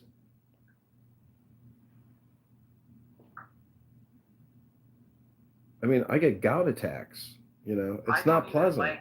I don't even like telling people like to shut up. Like, I think it's like I don't even like. You hate it when I get. Oh, I can't stand it. I literally can't stand it. I just like the way. I just find it so disrespectful. So that's why, like, when I tell Anne to shut the fuck up, it's like, it's that level of disrespect in my head. Yeah, I'm gonna hate it when I tell people to shut up. So that's why I don't roast anybody. I just tell. Well, I mean, I don't. Well, like, who am I, your father? Like, you say whatever you want. I just don't like it. So Simon, are the Corsicans still like a lot of them are still like criminals in France today? I have no Aren't idea. they like the gypsies? I'm just saying the general consensus amongst French people is that they really don't like Corsicans and that they view them as like extreme radical, like terrorist people. They're separatists. But isn't your government like utterly insane? I mean, is Macron and his husband and just the entire Congress of France, aren't they just liberal insane people? Yeah, I mean, France is a fucking failed state, just as much as the UK, just as much as Italy, just as much as, all the rest of the Western. Corsica was like the murder capital of Europe in the 2010s. Not even surprised. Is it really are they really failed states, though? Or is that just your opinion, Simon? I mean, they're honestly technically not failed states. I mean, they're not, they have no concept of upholding individual rights. Like, relative to, like, maybe even 20 years ago, I mean, it's not even close. See, you're just being ridiculous. You've said nothing specific to give me any indication that what you previously said was accurate. In the UK, people get assaulted, and then when you call cops, they can't even defend themselves because they've had their guns removed, their weapons removed. Laws making it more difficult to actually defend citizens' rights. You're smart enough, you read enough to read between the lines. But those are failed that's states. the Okay, reality. got it. Those are failed states. Okay, cool. Yeah, well, when the state actually, not even removes, diminishes their monopoly on force, and it makes it more difficult on themselves to actually defend See, people's rights. you're basically an opposite person, because first you're saying I don't agree with the draft, and now you're saying I don't agree that the state should be able, or you disagree that the state isn't able to use a heavy hand and get back. That's because he is an authoritarian. What the hell? So is it? This person is saying. It's Simon's world. Welcome back to Simon's autistic Simon world. Why did you I gotta make some money, everybody, and make a video so I can take my pretty girlfriend to the Italian restaurant. Thanks for coming back to Simon's world. Simon's world and Pepe's world. He is doing a nice thing. Take her to the restaurant. Why do you have to shame him for that? I'm not. He's got a thick mustache. She must be so attracted to the thickness of it. Sometimes you sound like Simon, so if you think he's stupid, this is how you sound. This person's hilarious. Who are you talking to? I do not believe that the state should. Sam Francisco. I sound like Simon. Yeah, I don't know. He's apparently saying I sound right wing. You can just kick that fire. I don't even know what I said is right wing. I mean, what the hell? Pepe, do you want to be a campaign manager on the campaign to elect John Kitover to Congress? I'm in Arizona. Yeah, it doesn't matter. We're a decentralized group of super clubhouse friends working together for John Kitover's rise to power. Amazing. This is will to power, power of will. Trying to help him. So I have Augustus. He's going to be my art director, and he texted me today saying, really? Yeah, he said he's broke, so he needs money. And so I told him that we are going to pass out the charity baskets and see if we can raise money for the campaign. And if we do, guess what? I'm going to pay you. So and he's got a lot of followers, and he can put together big X rooms. So I think he could be my linchpin. And then you can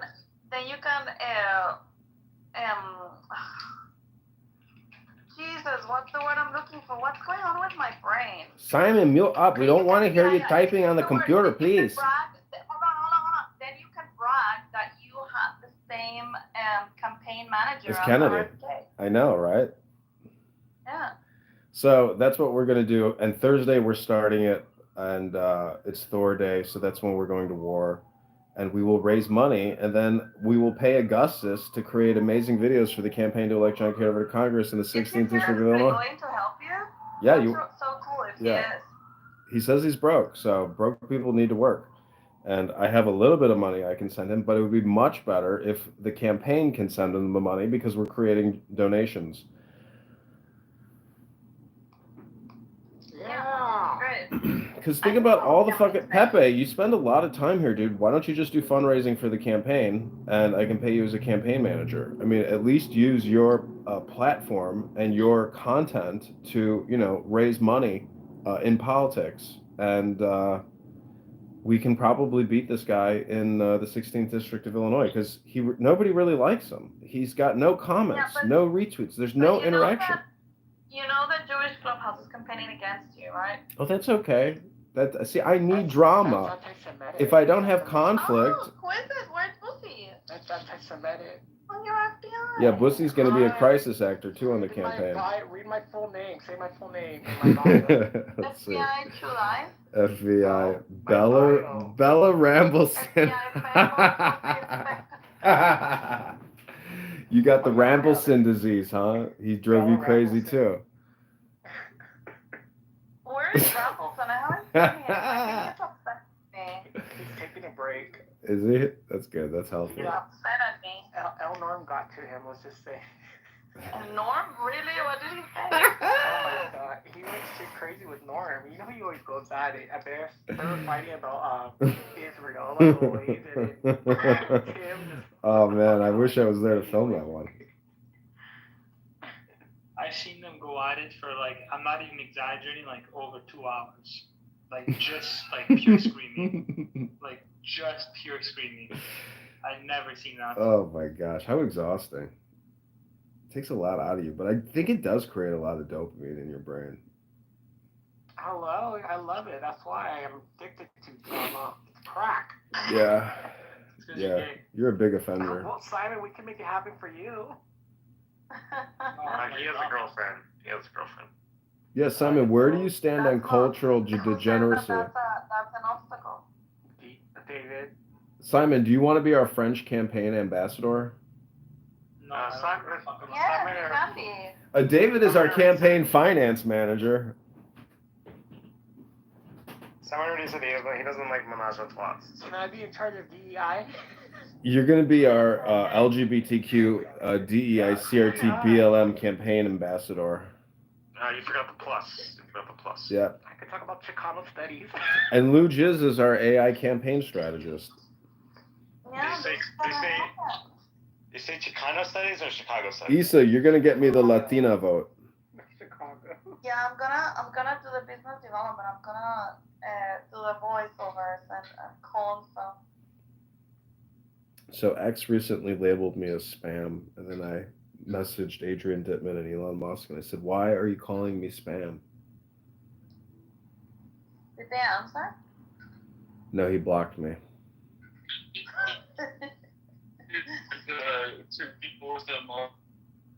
Oh, you're in the Matrix.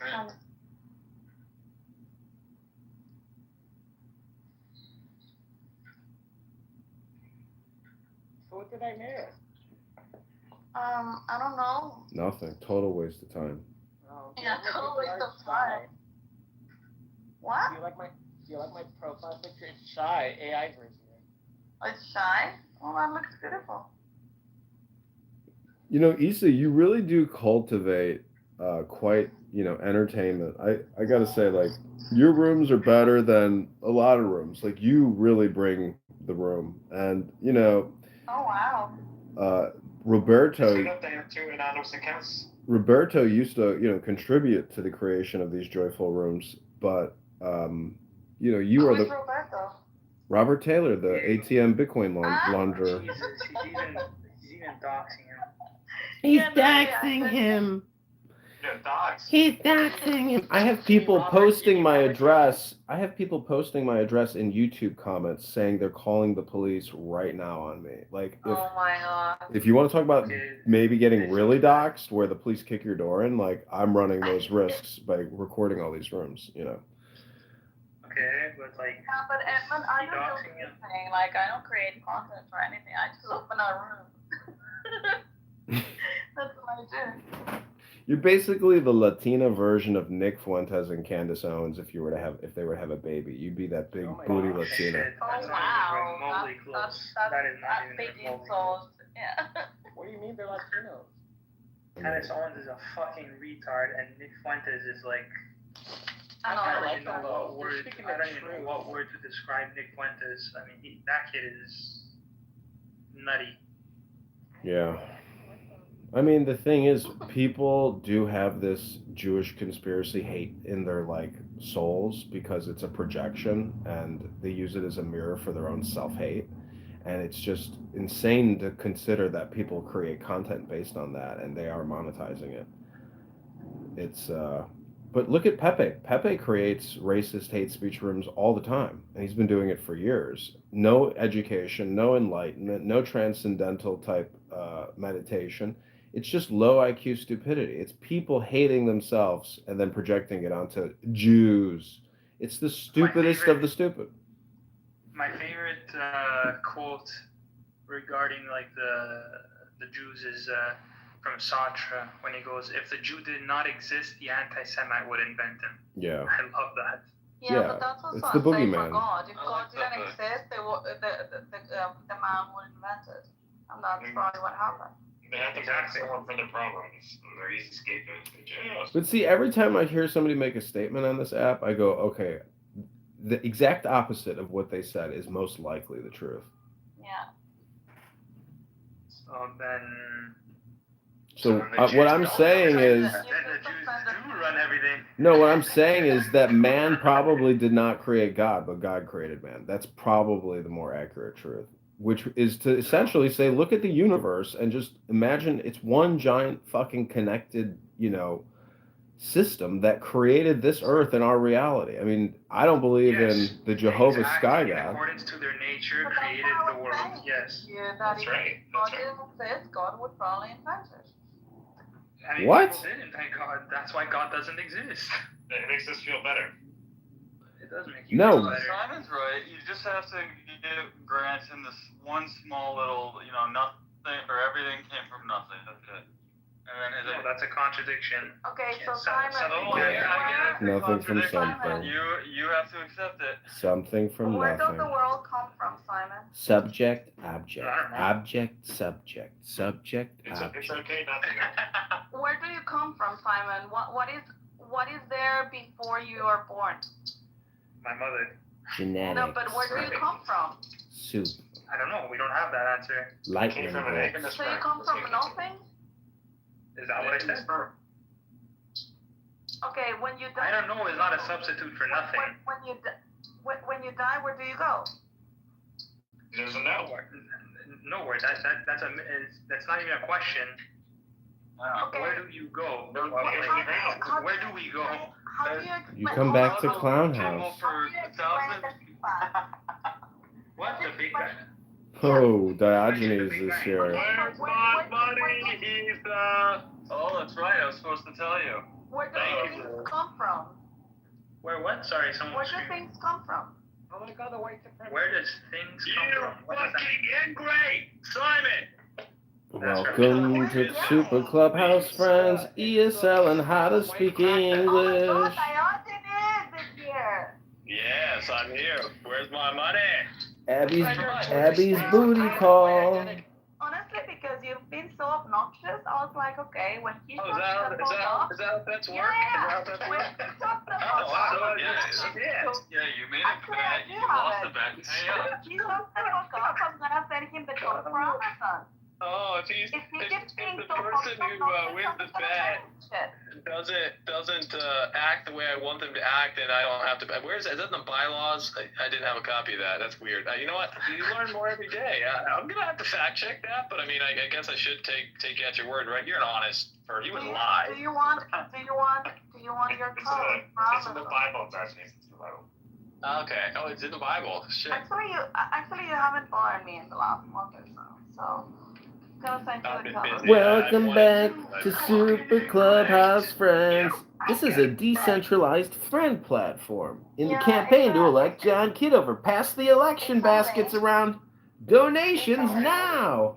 It's a link. It's a code. I'll send it to you today Based.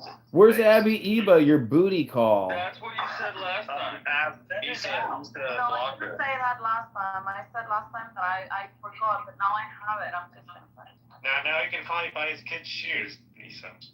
That's right. And then he pissed me off. Or a tank of gas to go visit my daddy. Ooh, and MAGA Anna's I arrived. was thinking about gas on Amazon. America's darling of Clown House, the Lebanite, Anne. Who is America's darling? Anne is America's Trump Clubhouse darling, the walk away movement superstar. Did you find a job yet, Anne? It's my birthday. It's my birthday today. Oh, Mazel Tov. Let's sing her happy birthday, everybody. Happy birthday to you. Happy birthday to you. Happy birthday, dear Anne. Happy birthday to you.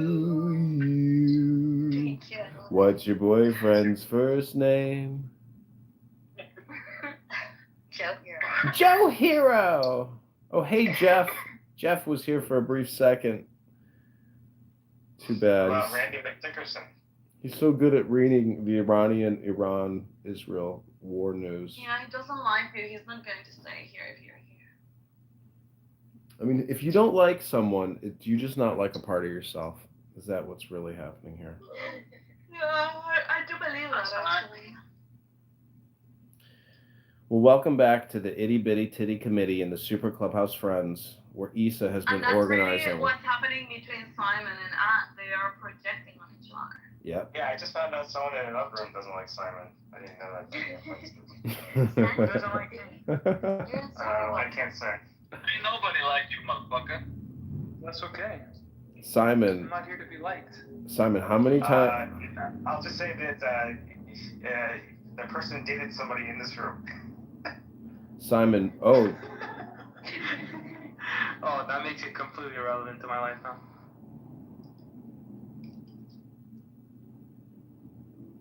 Chicago cheeseburger. So, Ann, do you want to be a campaign manager on the campaign to elect John Kitover to Illinois 16? Yes, please. Okay, great. Oh, my friend is here.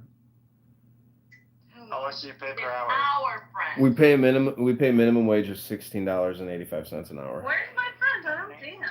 Hello, my friend. Welcome to the campaign to elect John Kitover for Illinois 16. Oh, he's in the other room. Just tell him not to be Vote gay. for John. Why can't you take my slogan? I said it's fork it over. Fork it over.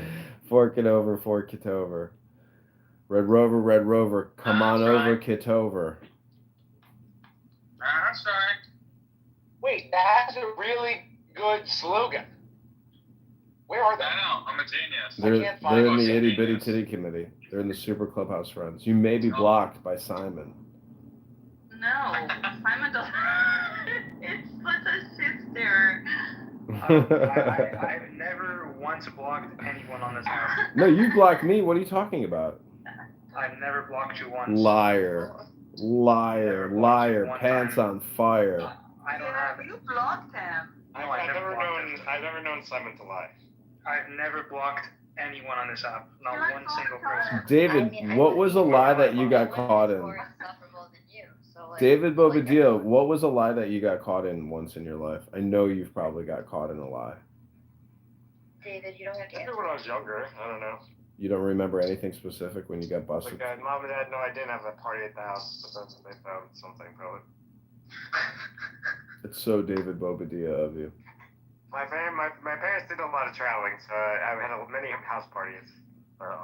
Legendary house parties. Legendary house parties. Project X worthy. Thankfully, not that bad.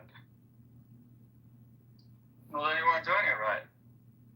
So wait, Lucius Tickles, what are you doing for the AI campaign strategy today since we're on Clown House? Oh, you mean besides coming up with the genius slogan? I don't know. I'll have to get back to you on that. Fork it over. Come on, Kitover. Was it you or was it ChatGPT? No, that was mine. Fork it over. Vote Kitover. I'd actually vote for someone who had that. I mean, obviously not you, but like, if it wasn't you, I'd probably vote for them. I mean, I like it. I think fork it over, vote Kitover. Then underneath you say, stop borrowing, stop spending. Vote yeah, John. Simon, imagine making laws. I'll vote for a Democrat over him. What are you talking about? Like, you think this guy has more transparency than probably anyone that we fucking know? 1,000x compared to these fucking people that are in office. Yep. Can you just imagine the person in fucking bro? That I think it would be the perfect thing to elect him. No, are you insane? This guy is literally nuts. Yeah. Okay. This guy is literally nuts. It's exactly why I wouldn't want to vote for him. You think we're dealing with like our most moral people in office? Come on. I think if anything, Listen, David and Simon just don't like me because I've made fun of them in the past for being low IQ dribblers who probably drool on their napkins. I mean, they just don't like me because it's personal. It's not because they don't think I'd be great at the job. It's because I've roasted them, and therefore they're not supporting me. Let's be honest. You guys drool. You guys probably got shit on your ass cheeks right now. Probably don't even use dental floss. You guys have spent years on here. David has spent years on here drunk on vodka, just mumbling. Most of the things David says on here, you can't even understand. This is why they don't support me, because I roast them for being stupid people. No, I literally don't care about being made fun of. I think it would actually be more of an emotional response. The fact that I wouldn't vote for you. Have you ever had an emotional response? Have you ever had an emotional response? Yeah, never. He's an objectivist. Object, subject, subject, object, object, subject, subject, object, object, subject, subject, object, object, subject, subject, object. Say this word! Say this word! Objective! Subjective! Say this word! Object, subject, subject, object, object, subject, subject, object, object, subject. What is that kind of stuff? Nothing. We don't do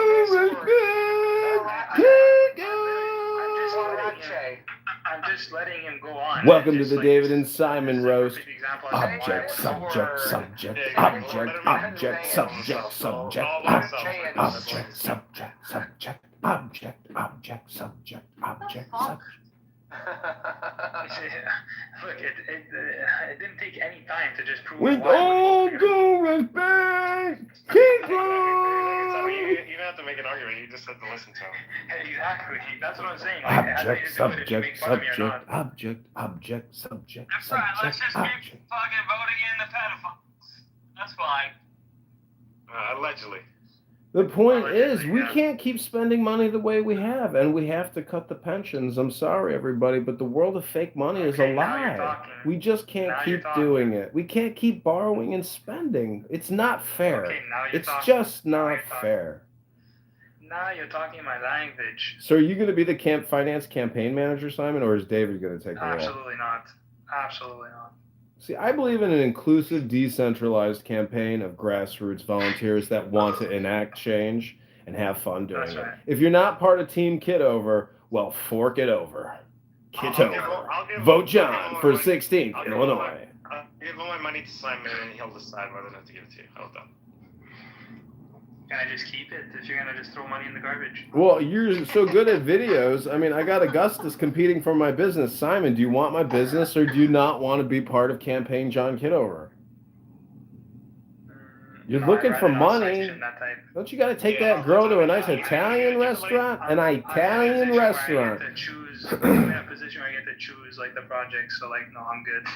Oh, you're in a position of power. We'll do a Ranger. You haven't read a book in 10 years and you think you're in a position of power? You probably have brain rot and you're unaware that your brain rot is set in. Okay, Simon, let me ask you before I hire you, I'm going to ask you a very simple math question. What is 100 times 1,000? A million. 100 million. Woohoo! You're hired, Simon. You're hired for the campaign. Thanks for deciding to join the campaign to elect John. It's actually 100 billion. That's right. That's right. 100 times 1,000. I think that was Anne's answer as well when I asked her what 100 times 1,000 was. And what is 100 times 1,000? It's so easy. It's stupid. Oh. And what is 100 times 1,000? You just add 1,000 to 100. 100,000. Lou, you're hired for the campaign as well. And what's 100 times 1,000? Go ahead. Tell us what is 100 times 1,000? Yeah, why wasn't he saying 100 billion or something? It is 100 billion. What are you talking about? 100 times 1,000 is 100,000. No. That's not how math works. You add the 3 zeros to the end of 1,000. Simon, you must be a Democrat. You must be a Democrat finance campaign chair. Okay, so I've also been roasting. If you have I just gave you the formula. Brain rot sufferers. Oh my god. 100 times 1,000. English brain rot. He said that's not the formula that I gave you. English brain rot. That's not the formula that I just gave you. What if it's watermelon? 10 times 1,000. 10,000. 1,000,000. 100 times 1,000. 100,000. Simon, don't play with Issa anymore. You're gonna cause a brain aneurysm. Yeah, she doesn't know better. It has a woman's brain. You're gonna confuse her. She's gonna go crazy. The rage bait was so real.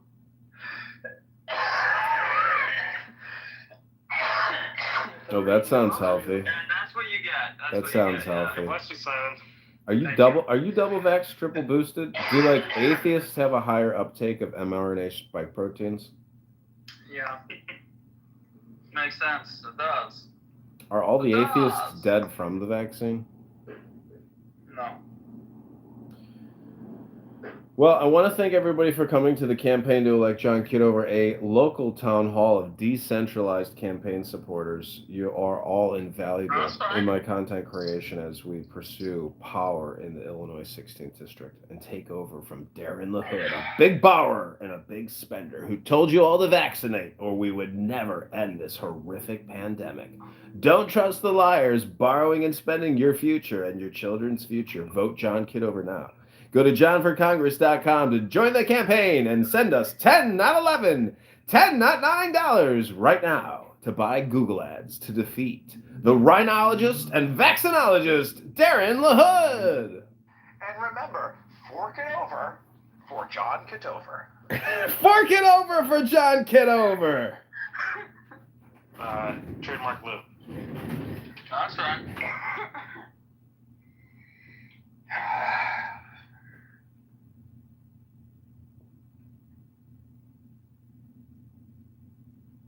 Did Simon. That's right.